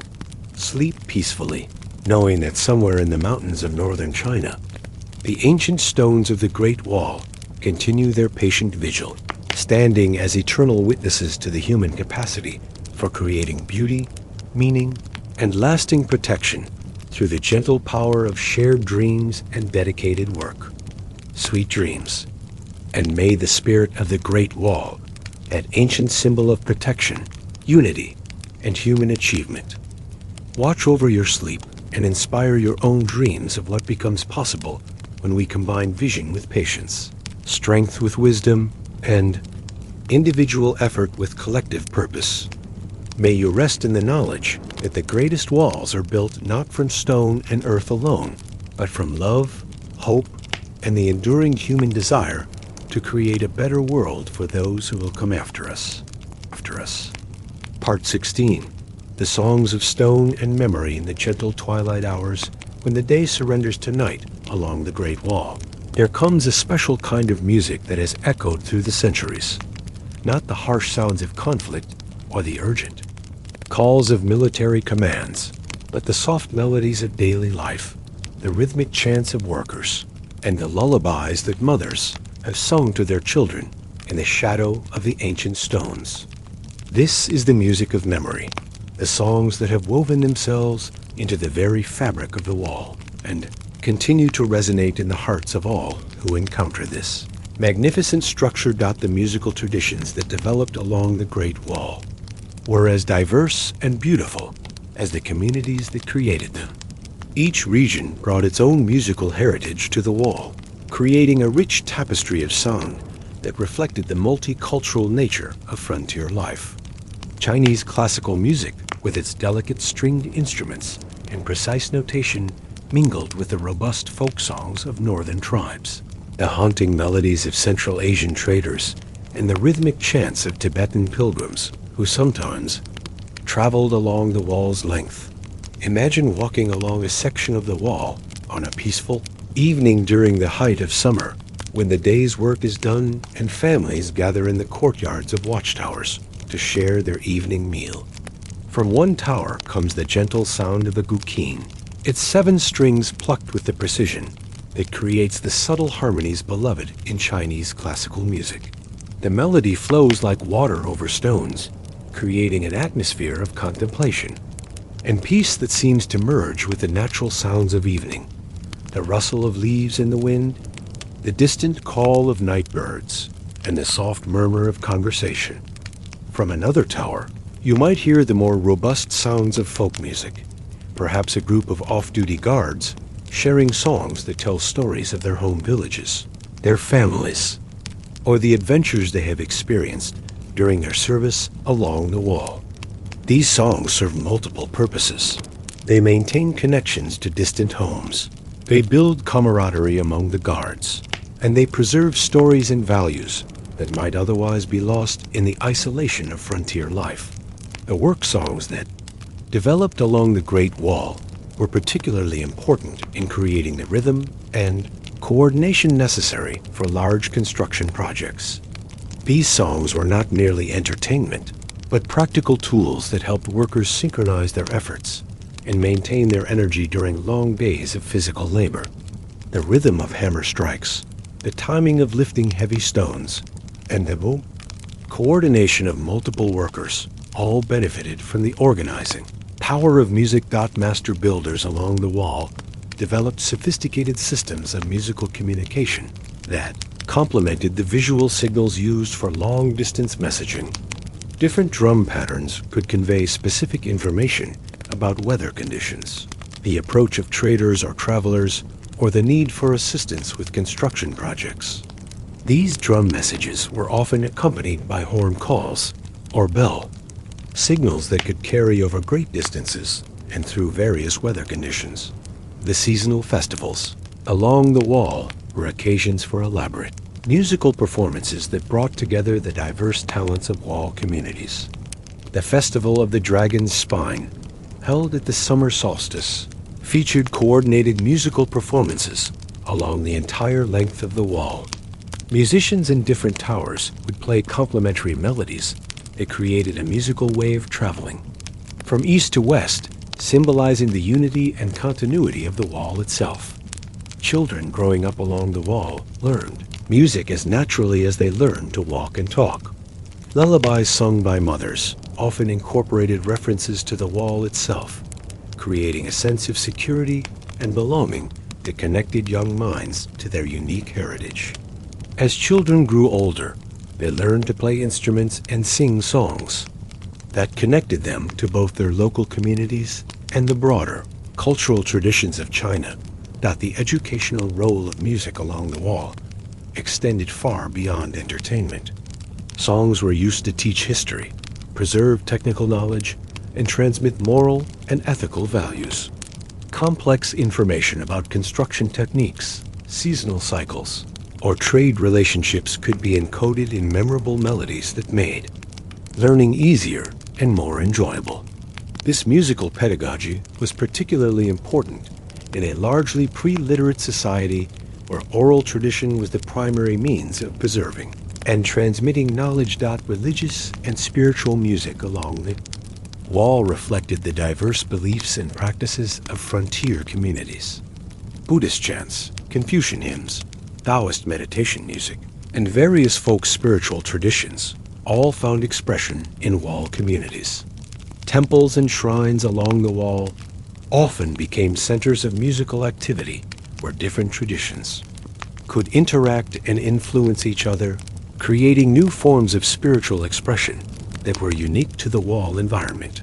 The therapeutic and psychological benefits of music were well understood by wall communities. Long periods of isolation, the stress of frontier life, and the physical demands of construction work all created needs that music could address. Evening concerts, informal singing sessions, and solo practice on various instruments provided emotional release, social connection, and spiritual renewal that were essential for maintaining morale and mental health. Women played particularly important roles in the musical life of wall communities. Many were accomplished singers and instrumentalists who preserved and transmitted musical traditions within their families and communities. The relatively egalitarian nature of frontier life meant that women's musical talents were often more recognized and celebrated than in other parts of Chinese society. Some women became renowned as composers and teachers, whose musical innovations influenced traditions throughout the region. Instrumental traditions along the wall incorporated both traditional Chinese instruments and musical tools from other cultures encountered through trade and cultural exchange. The erhu, two-stringed violin, pipa, four-stringed lute, and dizi, bamboo flute, were joined by Central Asian drums, Mongolian horsehead fiddles, and various wind instruments from different traditions. This instrumental diversity created opportunities for musical fusion and innovation that enriched the cultural life of wall communities. Seasonal music along the wall marked the changing rhythms of life and work. Spring songs celebrated renewal and the beginning of new construction projects. Summer music reflected the energy and activity of the busy season. Autumn melodies captured the beauty of harvest time and preparation for winter.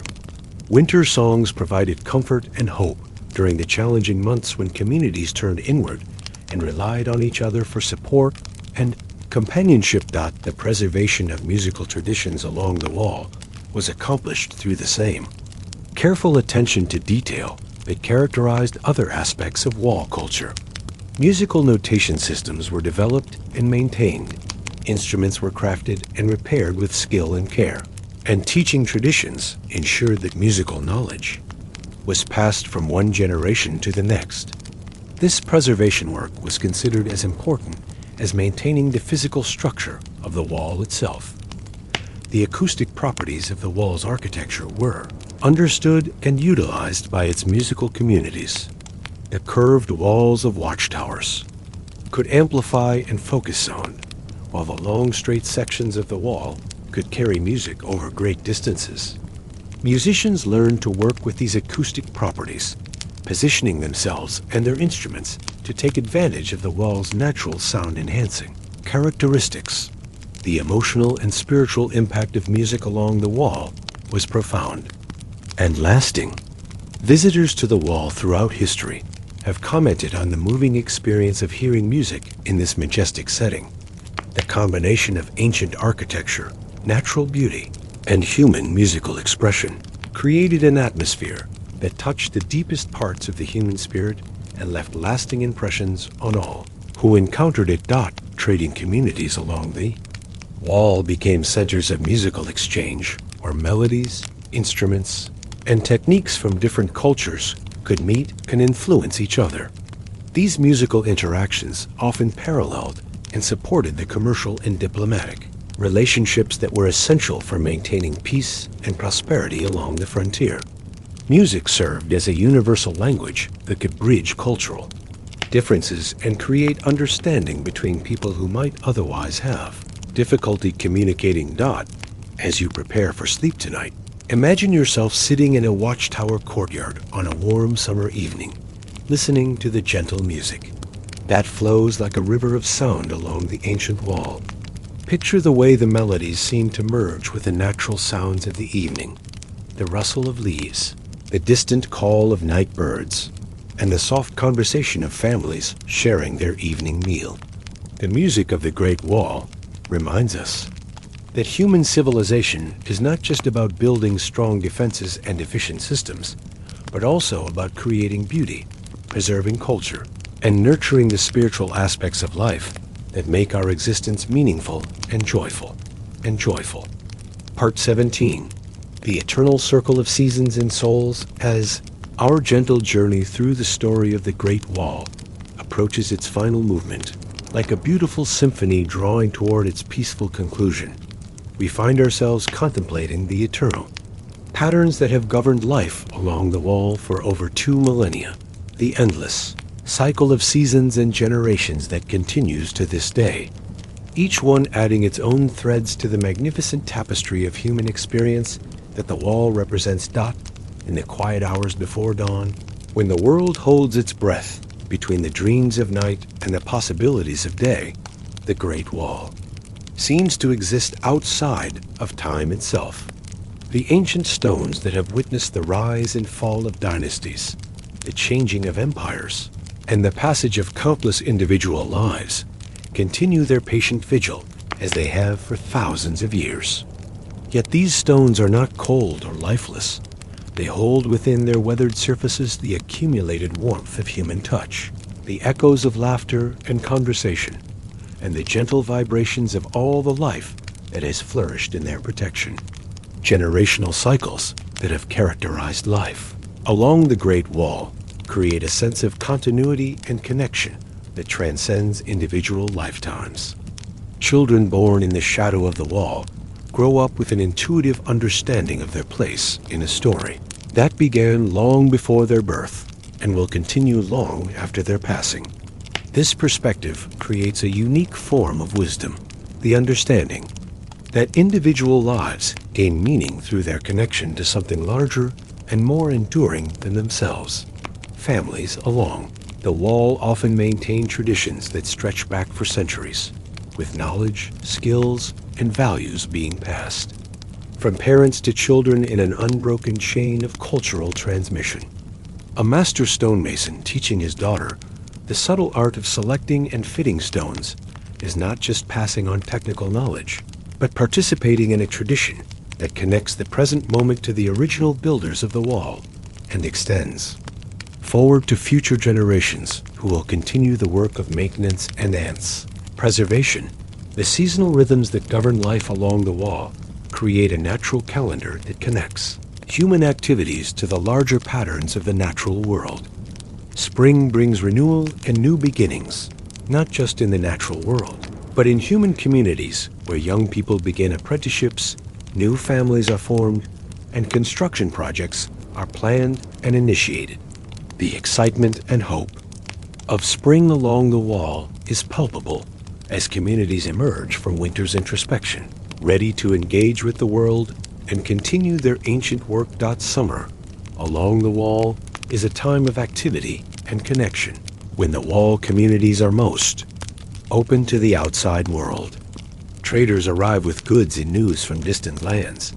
Official messengers carry communications between different sections of the wall, and families from different towers and guard posts gather for festivals and celebrations.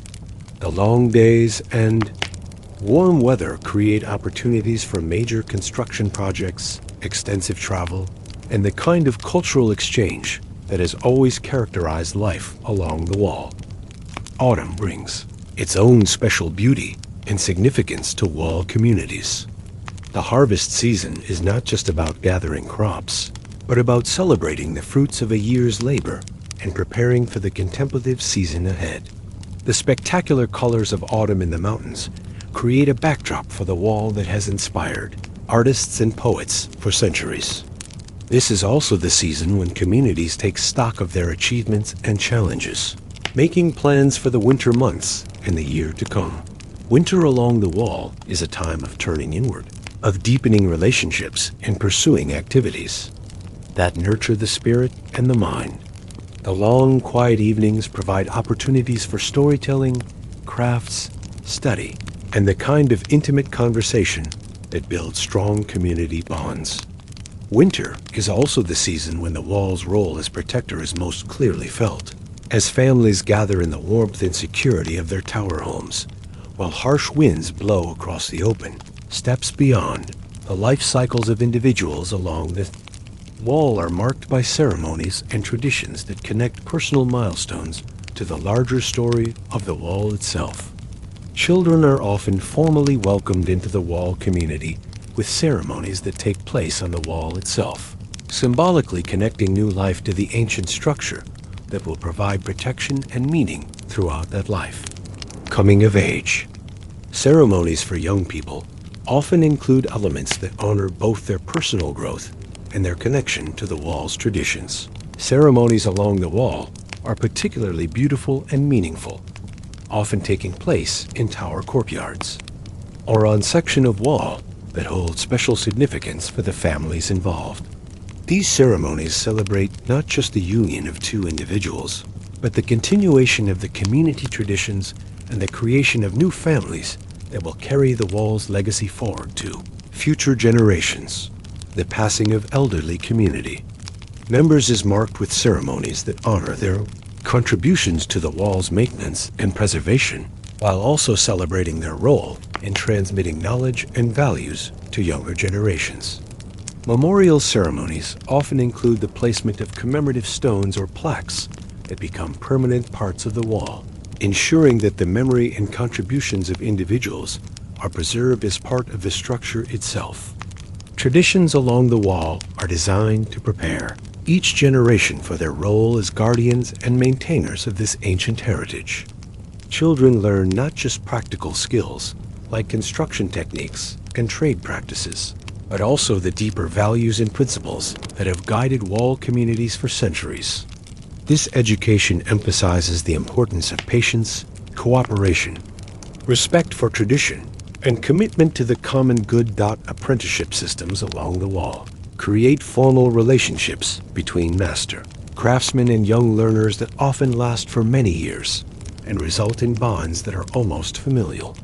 In their closeness, these relationships ensure that technical knowledge is transmitted accurately and completely, while also providing young people with mentors who can guide their personal and professional development. The spiritual and philosophical traditions along the wall help individuals find meaning and purpose in their connection to something larger than themselves. Whether through formal religious practices or informal philosophical reflection, people along the wall develop understanding of their role in the continuous story of human civilization and their responsibility to preserve and protect the legacy they have inherited. The artistic traditions along the wall provide outlets for creative expression while also serving to document and celebrate the unique culture that has developed in these frontier communities. Painters capture the changing seasons and daily life along the wall. Poets compose verses that celebrate both the grandeur of the structure and the intimate experiences of those who call it home. And craftspeople create beautiful objects that serve both practical and aesthetic functions.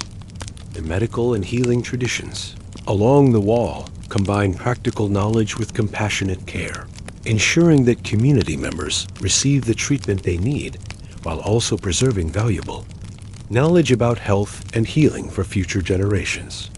These traditions emphasize the connection between physical health and spiritual well-being, recognizing that true healing involves not just treating symptoms, but addressing the whole person. The environmental stewardship practiced by wall communities demonstrates understanding of the connection between human welfare and the health of the natural world. Sustainable practices in agriculture, construction, and resource use ensure that the wall's ecosystem can continue to support human communities indefinitely, while also providing habitat for wildlife and maintaining the natural beauty that makes the wall such an inspiring place.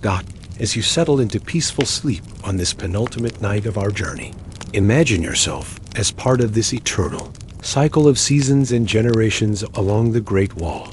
Picture yourself as a link in the unbroken chain of human experience that stretches from the ancient builders to future generations who will continue their work.